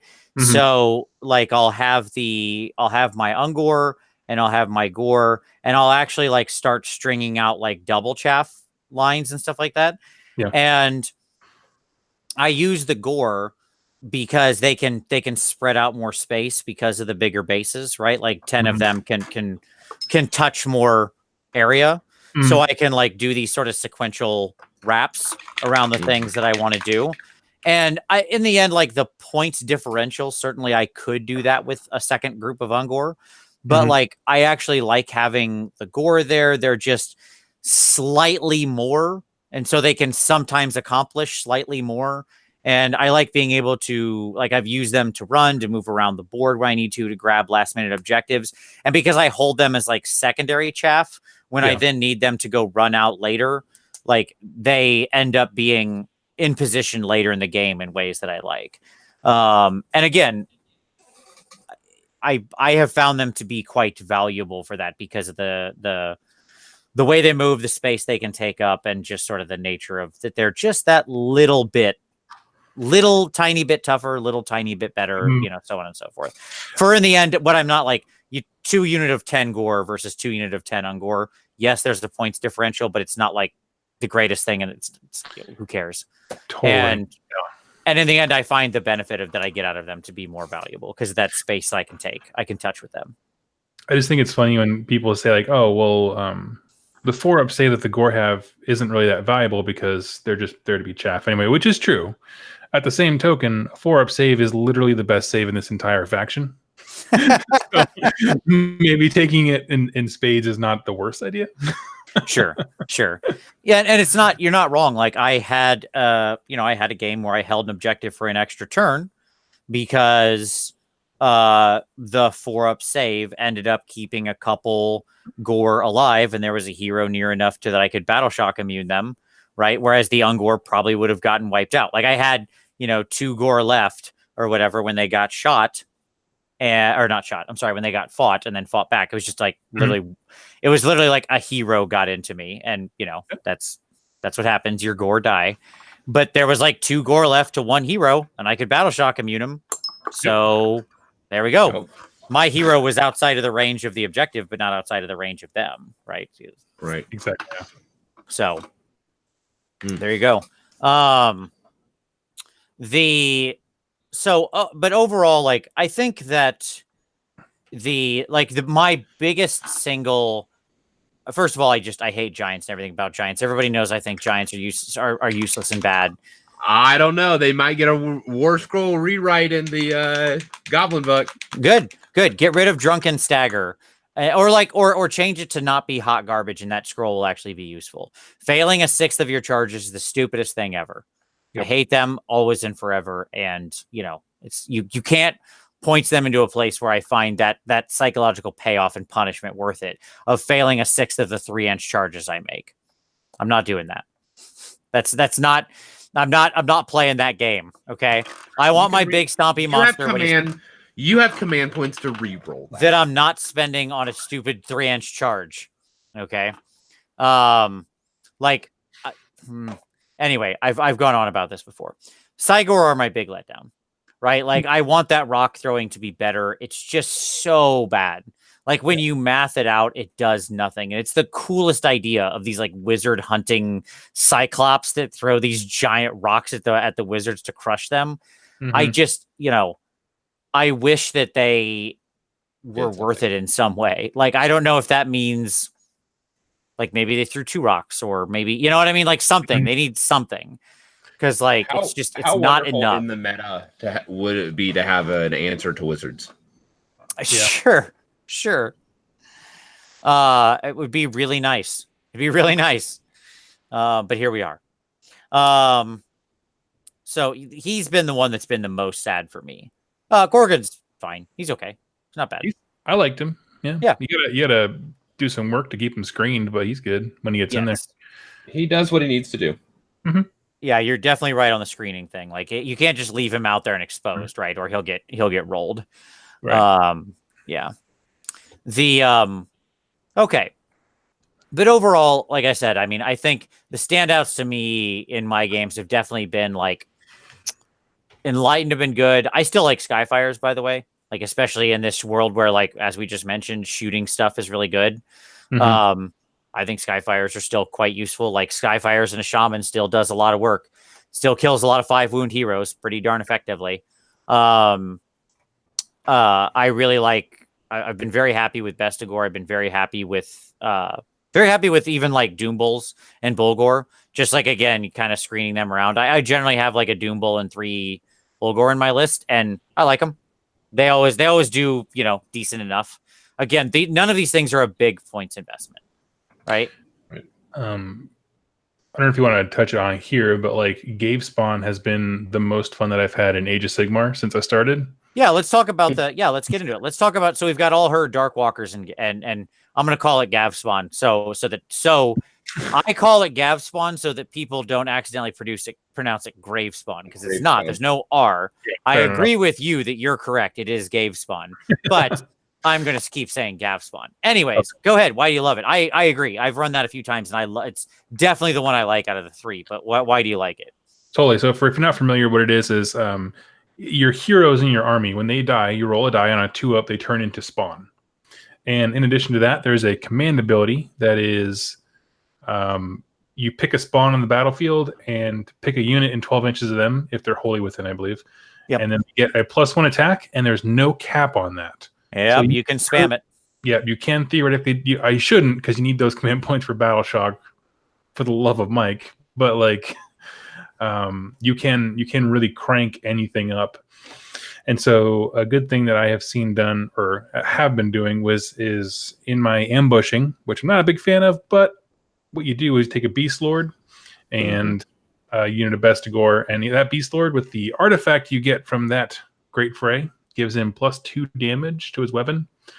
So either he's going to delete something. He took out 3 evocators this last weekend. If they focus on the Bestigors, or if they focus on him, he turns into a spawn and then buffs the Bestigors next round. So yeah, and the reason I say it's the most fun is because I love the idea of spawndom as a punishment, but then they see it as ascension, which is just hilarious to me. But even from a gameplay perspective, that there's missions I was talking about where your opponent dedicates too much of an army to fighting gore because they look scary. They're in the way. If you have a Great Bray Shaman, these little tiny 100-point dudes behind them, you're obviously giving Battle Shock immunity to your gores. They chew through that. They're going to feel really good about themselves until they fight the stupid piece of crap wizard who should die instantly, and then he turns into a spawn and holds up that whole flank. Yep. It's beautiful because it's just ways of sticking people in a corner, and it's awesome. Yeah. No, I'm with that absolutely. My preferred has actually been with Gav Spawn to put that sword on the Doom Bull, because it pushes his big axe up to a 5 damage axe, and like when he hits as hard as Alariel's beetle, people stand up. When a dude hits for 5 damage, people pay attention real fast. Fuck her up, yeah.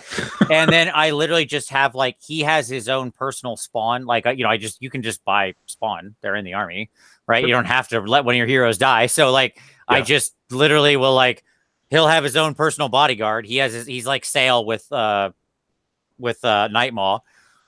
My Doom Bull will have his own personal escort of spawn following him around, as well as some chaff wall running near him, right, and being in front of him so he can't get smacked. And then he'll just step up in, and I'll press that whopper button just 80 times over, and I'll burn every command point to just literally just on him, to just give him a ton of attacks and just let him go to town on some unit.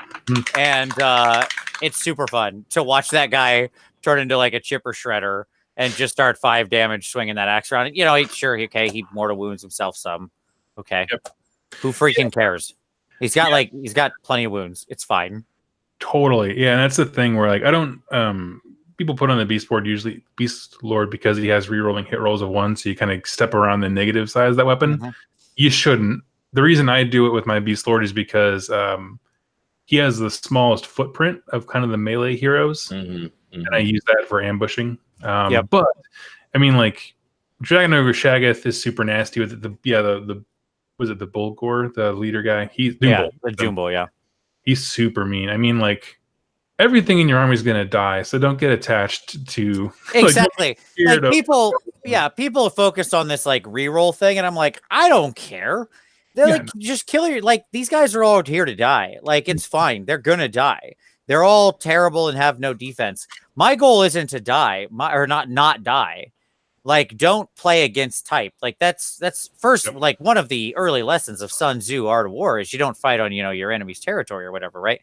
And so like no, you're where you fight where you know your territory. Your territory is murder. Like make yourself more murder. Lean into the murder. My goal is to kill more than I am worth before I go down. Right? That's it. That's all that I'm all about. So I will add that Sun Tzu did not have a desolating beast herd battalion where you want to fight in your enemy's territory. Sure. Fair enough. I would argue in that case you turn their territory, their home field advantage. One of his things was also turning their strength into their weakness, right? And so the Desolating Brayherd definitely does that, which that would be a great transition. So let's just do it. Let's talk about battalions. So in the battalions, we've basically got, in my mind, there are 5 battalions worth talking about in this book. I was actually thinking that exact number, yeah. Which is the Desolating Brayherd, okay, and the 4 God-marked battalions, right? I mean, that's what we're going to talk about here. The rest of them do nothing for me. Am I alone here? Are you guys on the same page? No, I completely agree. I think they're important to have for people who love those specific sub-factions. Like, I like that they're there, but I don't think they add to the overall army really any at all. Yeah. Right. They just feel... They feel superfluous in what they're doing, and like there's always a better option. Ways. Yeah. Mm-hmm. And like it feels like they've already course corrected that just from looking at the spoiler images we saw of call it these same sorts of things in the Gitz, right? Where I looked at the Troll Herd one or whatever, the Troggoth one in the Gloomspite Gitz book when we saw that spoiler, and I was like, yes, that's how that should look, right? If the Minotaur one looked like that, agreed, right, I would be all about it. Okay, so of those 5, right? So our Desolating, which is sort of the generic one, and then the God-marked ones, right? Which it's not like you have. It's not like when you use the God-marked ones, you have to suddenly slide over and play within the God's Allegiance, right? You can still certainly stay beasts. But it opens the doors to so many possibilities. So what have you enjoyed? What have you liked out of that pack? Yeah, Desolating Beast Herd is awesome because it rewards super aggressive, very forward mobile play. So if you don't know what that is, it's every time you're in your opponent's territory on a hit roll of a 6, you generate an additional hit. You still have to wound and that kind of stuff with it, but it just one hit turns into 2, which on something ambushes or is really fast and aggressive like Bestigor is mean. So I mean, it just rewards you for doing the kind of things you already want to do. If you have a slower army or you want to be more, I don't want to use the word defensive because I don't think that's a thing in this army's vocabulary, but if you want to play that way, like it's not as rewarding. Cautious. Exactly. Okay. Cautious. We'll go with that. It's a good word for it. There you go. Other than that, brass to spoilers for getting some corn buffs is awesome. Yeah, let's deep dive. Let's do a little deep dive on the God-mark. Well, can I hit the Desolating real quick? Sure. Yeah, go ahead. I actually think it's the most competitive of the battalions. I agree. Simply because it gives you a very low drop, huge range of build army. And the thing that actually saves this in my mind is that Bringers of the Wild ability is not restricted to melee attacks. Right. And so if you bring on like the Raiders, from like a board edge on an ambush, he's a shooter. All of those shots are getting the double hits on 6s. Yeah. What is funny though is that your unit has to be wholly within your territory, but whatever you're shooting at doesn't. So if your opponent is also super aggressive and you awkwardly trade places, he shoots him in the butt with rerolling. He just gives you bonus damage. Yes. Yeah. which is funny. Which let me just say, in the current meta against something like Daughters, it's excellent. It's perfect. Yeah, it's legit. Oh, I would also argue that by doing that, they probably just ran face first into your herdstone, right? So when you're shooting them, there's a high probability that you're also hitting them with your -1 armor penalty at the same time, right? Totally. So if you end up pulling that that icky shuffle maneuver where your army kind of trades places with theirs and you swap starting zones or whatever, no, I agree. I think Desolating is a really great battalion. I think you're right. I think it is the strongest of all of them. I think that's correct. It's lacking is it doesn't have any access to Dragon Ogre stuff. Like I want the Shaggoth in there. Yeah. Well, and you can. Like you don't have to be a 1-drop. Like I look at that list. And like that looks to me like the Desolating is like a 3-drop list, I think. And it has the Dragon Ogre. Yeah. So what I did was a Desolating Beast Herd, Dragon Ogre, and 2 spawns. So I was 4-drop, but yeah, sure, super handy in a Gave spawn. So right, and as long as you're under 5, you're going to beat a majority of the field because 5 is like the competitive non-1-drops are mostly 5s, and so at 4 and under, you're going to beat them. So a 3 and a 4 is about the same. Yep. Okay. So, no, I agree. I like it. I think it's an extremely well-designed battalion. I think it has a lot of versatility in the models. I think it's good. I think it gives you a strong core with a lot of options and contains most of what you want to see on the field. Most. All right. So, God marked. Yes. All right. Rank them. Here we go. 1, 2, 3, 4. What's your rank? 1 being the best, obviously. I'm going to say Khorne is number 1. Okay. Tzeentch number 2. Actually, I think they're in order. Khorne, Tzeentch, Nurgle, and Slaanesh. All right. Very good. Tom? I'm actually in accord there. I agree. Okay. I knew it. They printed them that way. Sure, yeah. I'm torn between agreeing with you and saying I think the Tzeentch one is the best.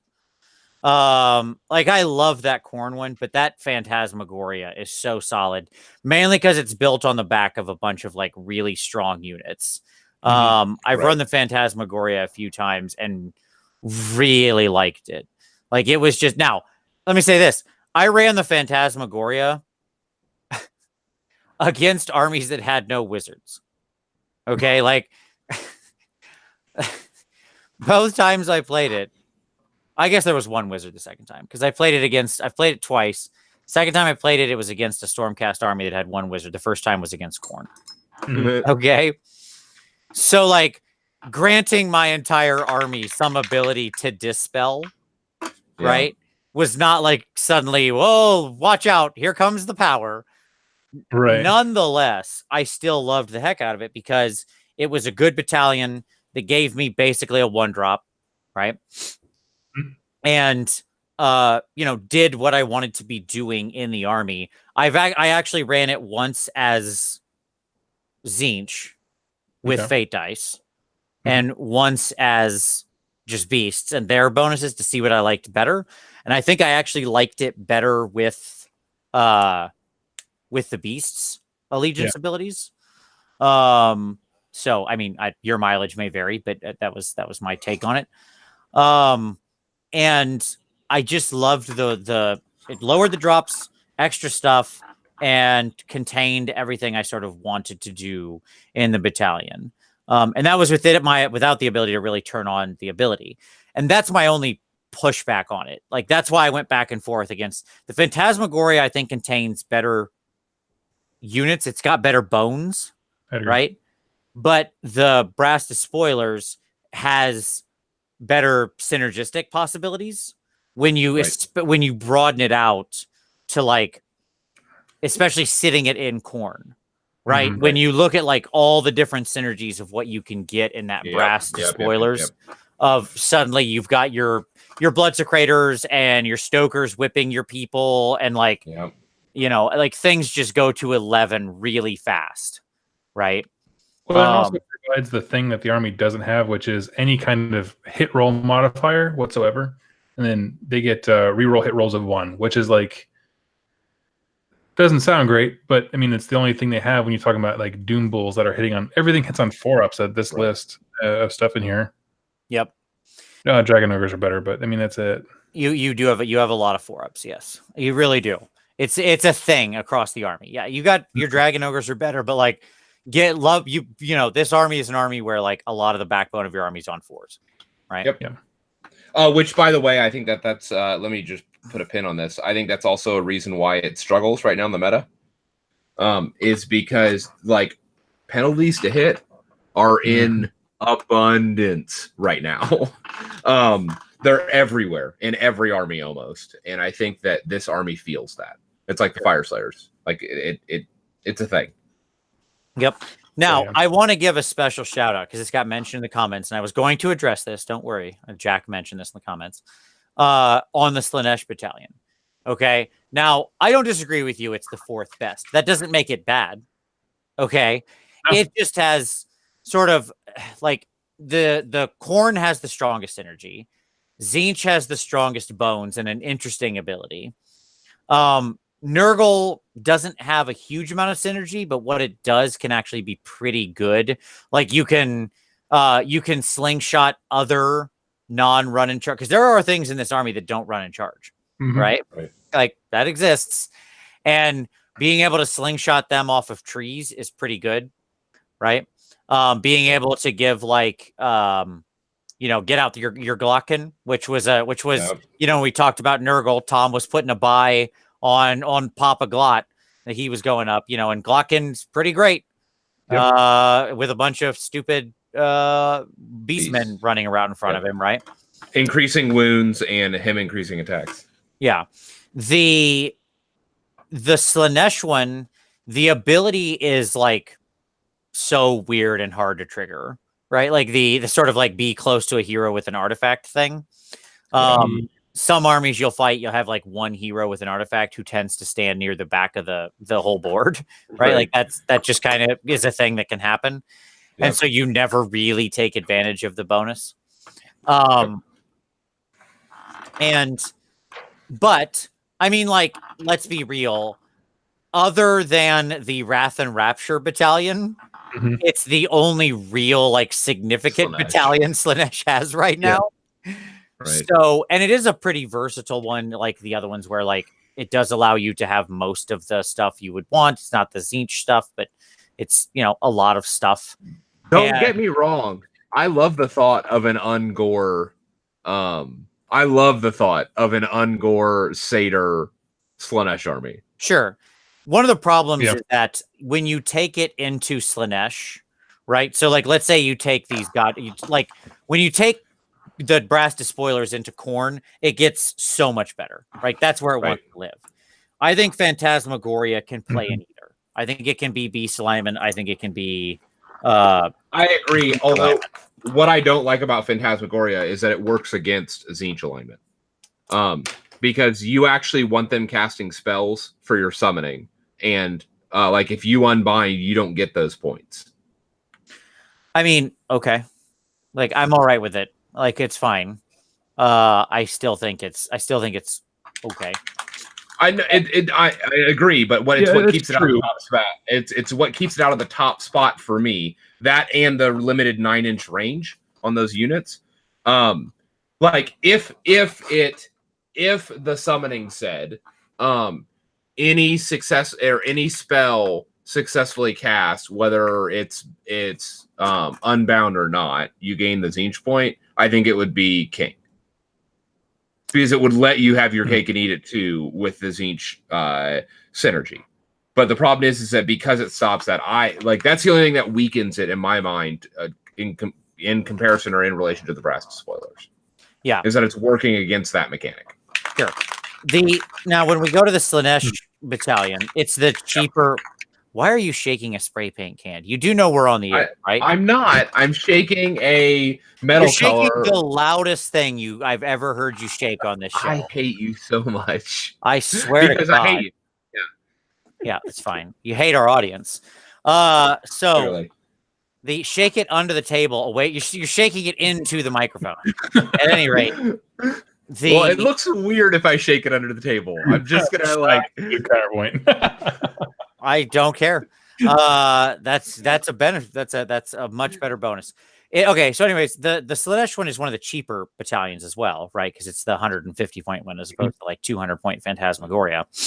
But like in the end, it has almost no synergy in its own thing, right? Like if you take it into Slaanesh, it's not like any of the Slaanesh models can interact with it, right? Like your keeper can't make your Bestigor attack twice, nor can the Mortal Lord, right? Because they're both key to like either mortal or demons. There's just not a lot of things. There's no like Glotkin or Blood Secrator or equivalent that just says like buff all Slaanesh things like this. Right. Not yet. And so that's where it becomes a challenge. Now, I have run the Slaanesh beasts once, and it was fun. Like I had no problem with it. It was, you know, again, I kept it as Beasts Allegiance. I didn't see any need to go into Slaanesh. I think I managed to use the ability off of the battalion once in the whole game. But all right. It was still a battalion. It's fine. Battalions are good. Things I can think about it with the Slaanesh one. I haven't tried this, but like I like the idea of the fact that like it doesn't buff it directly with keywords like what you're saying, but it does the same kind of things that Slaanesh wants to do, generally speaking, which is run and charge at a lightning speed. Sure. And so if you had your 30 block or 40 block of Ungor or Gore, whatever you like to do, and then Seekers, no, not Sneakers. What are the ones that give a -1 to hit bubble? The Hellstriders. Yeah, it just makes them a better block of beef to have to chew through. Sure. Yep. I mean, there's good things there, but it's not. I think Khorne and Tzeentch are definitely the ones in contention for different reasons, and that's awesome. Absolutely. Yeah, I mean, like it's not like you can't build depravity with Beasts of Chaos heroes. You can, you know, and like things like Doom Bulls are pretty decent depravity engines. They have a good they have like a good wounds to point ratio. Right, they're like 7 depravity points on their own wounds just waiting to happen. They do high damage, so they can generate depravity pretty well. Shaggoths are pretty decent depravity engines. They're not the best in melee, but they're okay. And certainly if they buff themselves up, they get much better at it. And there's lots of ways they can buff themselves. You know, it should be pointed out that don't forget Shaggoths aren't a behemoth, but they are a monster, so they can benefit from Titanic Fury, right? So like you can give them the +1 attack off of Titanic Fury. The problem is like Beast Lords are junk for depravity, more or less, right? You don't have a thing in there that is like the Exalted Keeper equivalent. That's just like hot death, you know, waiting to dive into the enemy and just be a depravity machine.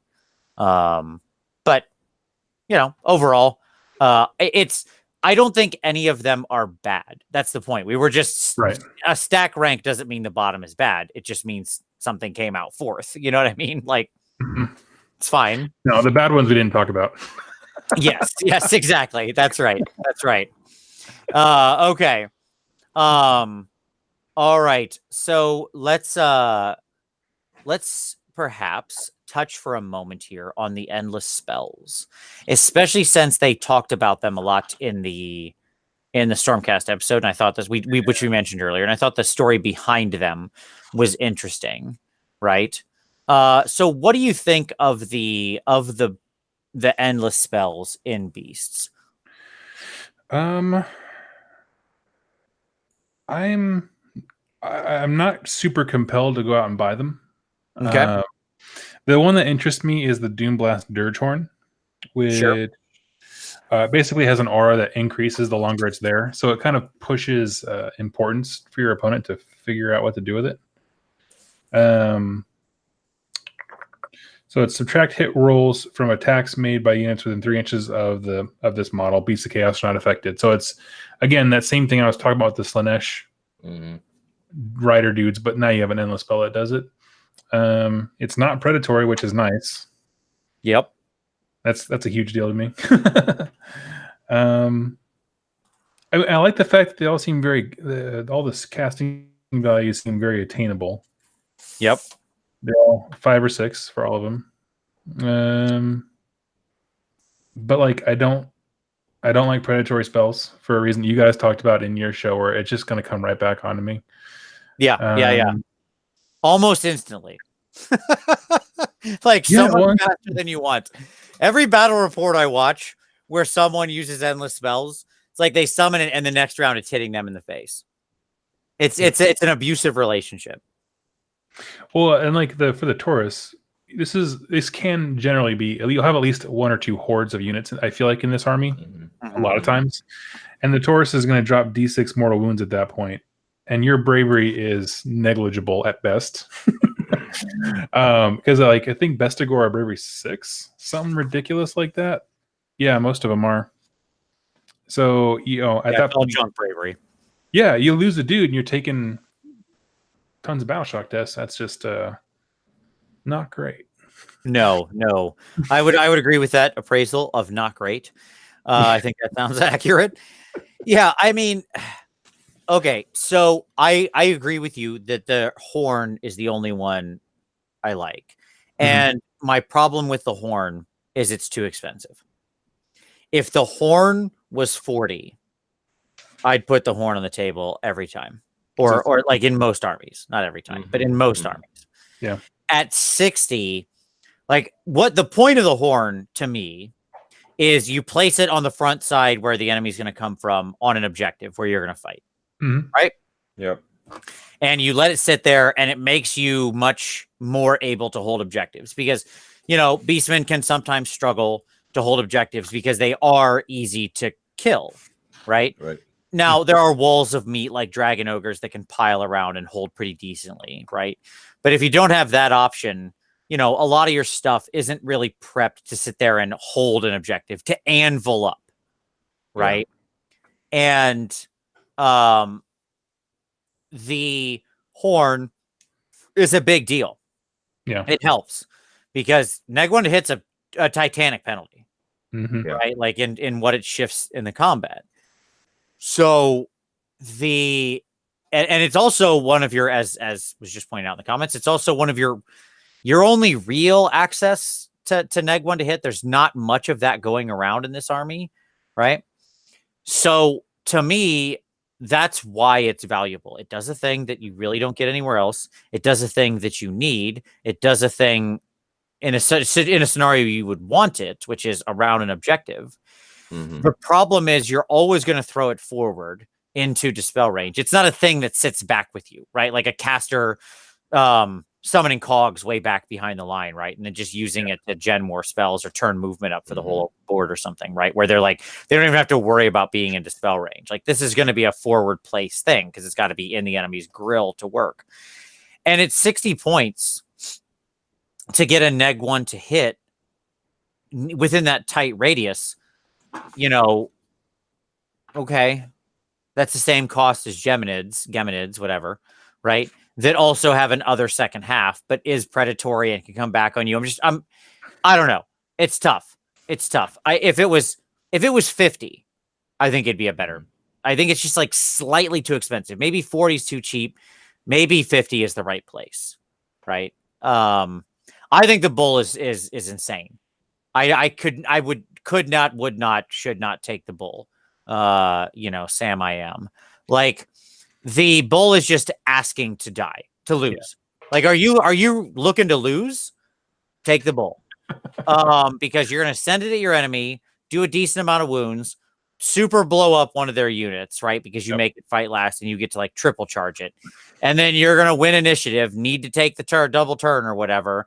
And then they're going to turn it around and smash it into 2 of your units. And then those 2 units just evaporate because now they fight last. And Beasts of Chaos that fight last die. Right? Like that's You're no longer Beasts of Chaos. Yeah, that's it. You're just dead.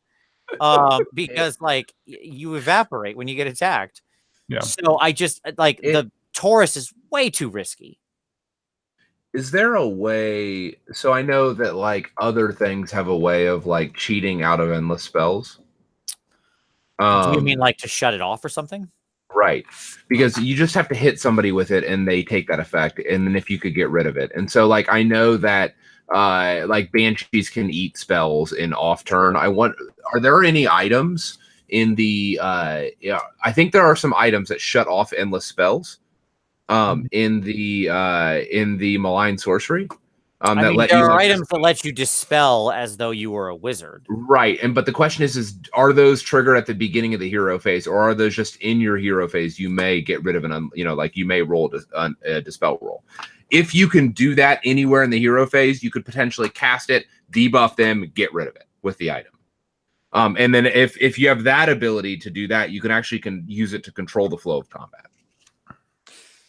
Yeah, that's fair. That's fair. So, like, that would be one way to make it work for you rather than against you. The problem is I don't think that thing exists to eat it in that way.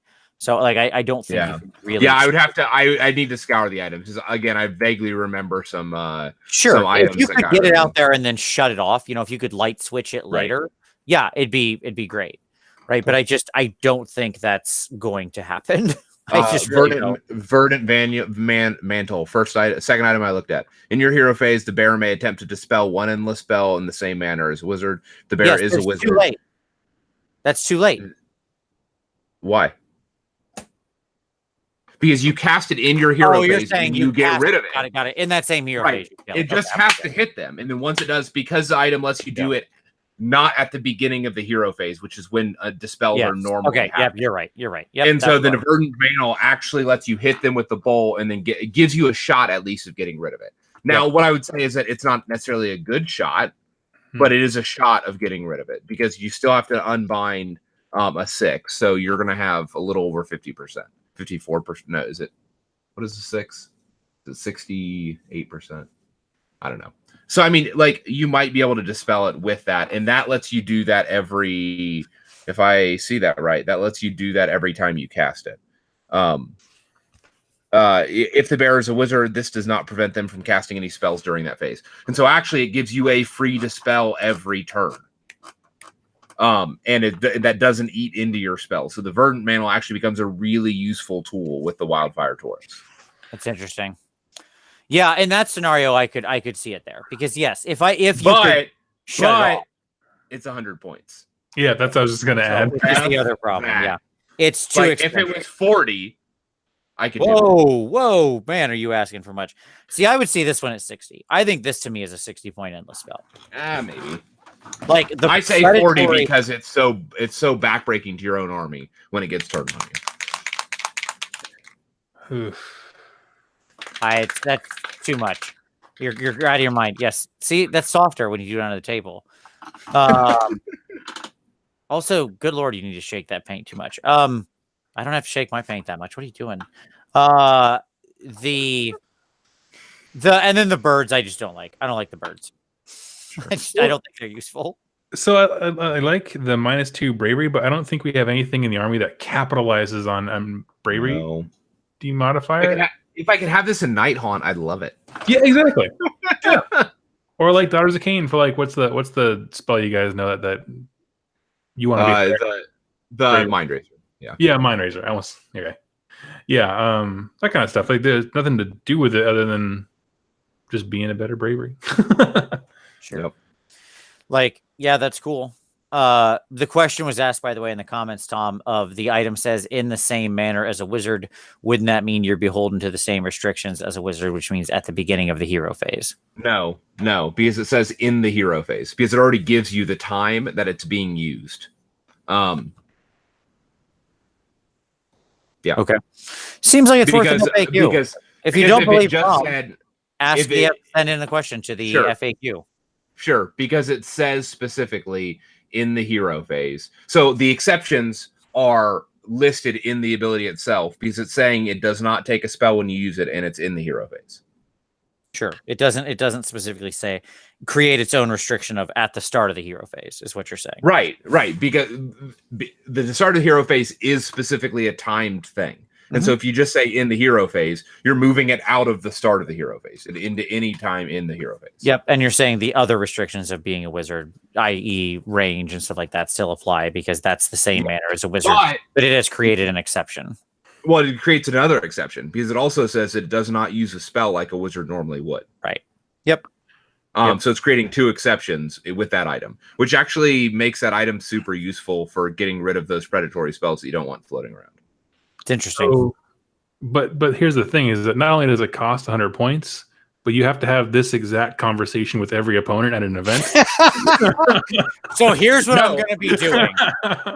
And also, by the way, this only works 60% of the time. Because when I'm going to drop this and then I'm going to win the turn and then you're going to smash me in the face with my own spell.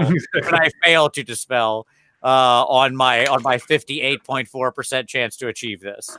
So I would pay 100 points to not have that conversation. Yeah, exactly. That sounds horrible. Okay. So anyway, yeah, I mean, I think that ultimately they're interesting. I think they're fantastic models. How much do I not like the bull? I mean, I own these, okay? And like I own this set of endless spells. I built the horn because I liked the horn and think that the horn can be useful. And I'm kind of secretly hoping for the horn to become 40 points in the next GHB, so I'm willing to sit on it. The bull is going to be used in a conversion on a big monster with a bull head. And the birds I'm just keeping around for when I do want to do a flock of something, like as part of a diorama or something. I'm just like, cool. Now I got flocks of birds for other modeling purposes. Like I never even considered building that. I was like, this is never hitting the table. This is not worth it. This became bits. You know what I mean? And I'm fine with it. I'm fine with it. That's okay. So, you know, the question was asked. I think Will asked the question of, and Will, I think what you asked was, is this book, should the Beast of Chaos, my ultimate question is this a book every Chaos player should own? Should every Chaos player own the Beast of Chaos? Well, if you're a Beast of Chaos player, I think the answer is obviously yes. But I think that's a broader question of like, if I play one of the other God-marked armies, should I own this book to think about bringing this stuff in since I have that capability? That's a fair question. No. You say no? No. Okay. Because, and the reason why I say that, because it's not that easy. And what I mean by that is, like, if I'm making a Tzeentch army, right? Sure. And I want to bring... Tzeentch is the terrible example. If I'm making and the reason why is because, like, you'd actually have Tzeentch units in it normally. Oh, yeah. But if, in the Khorne example, I'm making a Khorne army. If I want to use the stuff in here, a predominant amount of my army is itself Beast of Chaos units that I'm going to fill into that battalion and then bring that whole thing into Khorne and supplement with other Khorne stuff. At that point, like, you're not a Khorne army, you're a Beast of Chaos army using the Khorne rules. So what I would say is this. If you are a Beast of Chaos army, I would consider buying all of the God books. That's fair. All the way around. Yeah. Right. Yeah. But if I am a Khorne army, I would not necessarily feel like I have to buy a Beast of Chaos book. Okay. Let me put an alternate spin on that. Okay. I'm going to say no, but. And the but is, if you are like really all in on one god, okay? Like if you're Mr. Khorne or Mr. Nurgle, okay? And like that's your pony. Like you picked your pony and you're sticking to it, right? And you want sort of all the potential options for your army. And you just like, you want to keep investing in the thing you love. Like, I really love Khorne. I would like to get more Khorne stuff and have more Khorne options. This could be a way to expand that. I think that's fair. Oh, yeah. Yeah, right? Yeah. That's, yeah. So, like, because there are people who just, like, I'm not interested in anything else out there right now. I play Khorne. I love Khorne. That's my army. Okay, cool. This is a great way to basically, like, I don't know when the next Khorne release is, but now you just got a whole bunch of new options. Yeah. Right? I would agree with that. So. For me, I would say, I was actually going to say this, but the Red Wizard said in the chat first, where if you are a true son of chaos, yes, you want this book, which I am. I think what Tom said, I mean, being real as far as like limitations with money and stuff like that, I think Tom nailed it. Like if you play this, it makes more sense to have all the Chaos Gods at your disposal. They're all their dedicated books. But as far as like a Nurgle player, I mean, unless I would say the caveat being, if you really hate the battle line options in your army, and you're looking at Gore going, "Oh, that's pretty cool," or them in Ungore, that's not a bad idea. I mean, it's a good way to splash in other stuff if you like the models. Because some people just hate Plague Bearers. They just hate Plague Bearers. They like Blight Kings. So like take these guys and some Blight Kings. That's awesome. Yeah, I would say it's certainly far from essential, but it's a cool Swiss Army knife to have in your pocket. Yeah, it's definitely a thing I'm glad exists and that they opened up as a possibility. Yeah. Right. Yeah. Yeah. Okay. I'm glad that you can do Bestigor armies again. Yeah, Totally. yeah, absolutely. Like the world can only be a more positive place in terms of Warhammer if where we can God mark our beasts if we want, right? Like that is a good thing. Let's not forget how long we asked for that, and now it is finally here and a thing we can do, right? So yay, that's good. Well, Mr. Mephisto asked, "Do you really need to when you can buy the War Scrolls?" Technically, no. You can buy all the stuff in the app that you need. You don't need to buy the book. Yeah, but you might as well. It's a cool book. Yeah. Sure. I mean, if you're like me and you owned a beast army already, obviously I was picking it up and enjoy. Yeah, and like I found a lot of fun running it in lots of different configurations. You know, one of the things we talked about, I think, offline a little before the show, Doug, was like just how many different sort of things you've been playing around with, right? Of just like, I love the ability of this army to just go like super MSU. Yep. And just like you can spit out so many different things. Like I've got a little bit of Thunderscorn and a little bit of these guys, and I've got a small pack of Minotaurs with a Doom Bull, and like some Enlightened with a Shaman, and here's some Gore backed up with a Great Bray Shaman, and here's a Shaggoth operating on his own relatively, and here's some Ungor chaff, and like and on and on and on, right?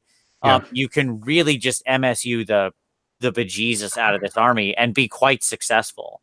With it, because every one of those units, every one of those little power pairs or triplets can all do interesting things. And you can just generate an outrageous number of power pairs in this army. Right? Totally. And so I think that's like what I actually don't like with this army are like huge hordes. For the most part, like it's not to say I don't think there's not a That's not to say I don't think there's not a viable list with like that uses 40 Ungor raiders and stuff like that and those kind of things. I think there is a viable list out there, but all the stuff I've played that I think I've had the most success with has been much more focused on an MSU style build, using smaller, hard hitting, often suicidal troops to like go in and just hit a problem, hopefully kill it, and then die. And then here comes the next wave. And just bet that I can do this more than you can. Right? So yeah, I think that's probably the way that I've been. Any other like final thoughts you want to have? Competitive builds, things you've enjoyed, anything we missed? One thing I will say, if you are someone who does a lot of like teaching people how to play the game, one of the things I've loved about this army and like looking at list design and stuff like that is that it has more control over like how hard you push the throttle down. So like when I was playing Tzeentch Demons, it was hard to ease up because it would just obliterate stuff. I mean, it was last edition, so it was a different kind of Tzeentch. But I mean, this has so many like mechanisms and different types of units that have different effectiveness that I think it's a great trainer army. And one that you can really grow with. Like I'm dedicating 2019. I'm just playing this army, and I'm going to play every facet of it. And it's for that exact reason, where I can like really control the experience that I have. I'm a narrative guy. I love narrative games, so I can really articulate the exact experience that I want to have with this army based on unit choices. And I think that's important for people like me. Nice. Well, are you going to stick? Does that become a 6-month resolution if we get the Dark Oath, Everchosen, Slaves of Darkness all combined in one book? No, it doesn't, because I'm going to get that book. I'm going to tear it apart and devour it. Like I'm going to be like the dude from I don't know what's the Hannibal prequel, where you just eats it. You know what I mean? But basically, I have a lot of painting to do for that because I had a lot of Marauders. Don't like them. I'm getting rid of the Marauders. Going to focus on Chaos Warriors and any new models that come out. So that way, when I start playing that in 2020, I have a fully painted army ready to go. Gotcha. Totally. No, that makes sense. I like that. That's a good plan. It's a good plan. Then it lets you luxuriate a little too. Take your time, right? Yeah. And you still got a rockin' army. So Vince in the comments, hi, also asked about Slaanesh. We talked about Slaanesh a little. Yes, I think you can use the Depraved Throng or whatever, and it's a perfectly viable, like, larger battalion in Slaanesh. The only viable larger battalion if you're not using the one out of Wrath and Rapture that actually has points. And I think it's perfectly fine. I don't think it synergizes very well, but it works fine. Totally. One thing I would suggest, if you are interested in Slaanesh stuff, if you go to Rerolling Ones, it's a YouTube channel that do battle reports. The player we have, Jack, who runs Slaanesh, he does incredible things. I just think about that list plus another artifact, which is really what you're getting. It's nasty. There's some nasty things you can do with it. I mean, but again, that's going to focus more on giving that artifact to demon princes and other stuff that's not related to the Beasts of Chaos at all. But just getting it is good. Right. Yes. Well, we all await. It won't be long now, I'm sure. Totally. Slaanesh arrives soon, so that's fine. We can all wait a month, maybe 2 months, maybe 3. Who knows? But at some point, we'll have our Slaanesh book, and then long may the Dark Prince reign. So, Tom, any final thoughts before we close out the show? No. I'd say that, like, I have been kicking around, the show has made me more deeply consider like pulling the trigger on a Beast of Chaos army. Like, I know I said I didn't want to start a new army this year, but I 2 armies you want to start in this show, and I'm like, I could do 1,000 points of this pretty quick. Sure, you could. I could do like 1,500 points of this pretty quick. Well, it sounds like you've got your team army all lined up for my Slaanesh force. I may have already looked at the getting started Beast of Chaos box.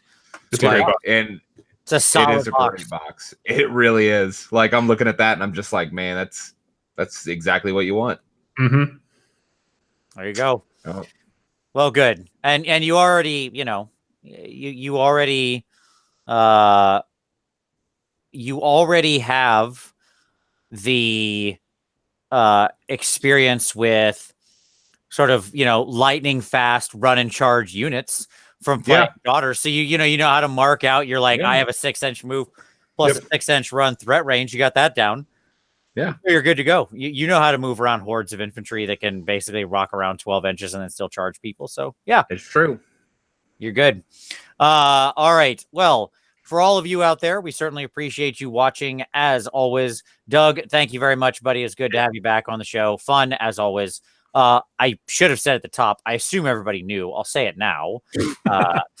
But obviously Doug is I said your name 2+ tough, but if you're not subscribed to Doug, I would be shocked and appalled at this this absolute travesty. So go over there right now, subscribe. His channel will be linked in the comments. Doug makes incredible content, and I very much would encourage you to go sub ups and support him in any and every way you can. So thank you, Doug, for coming on. Of course, we're going to have him back again in the future. And as always, thank you for watching. See you next Wednesday.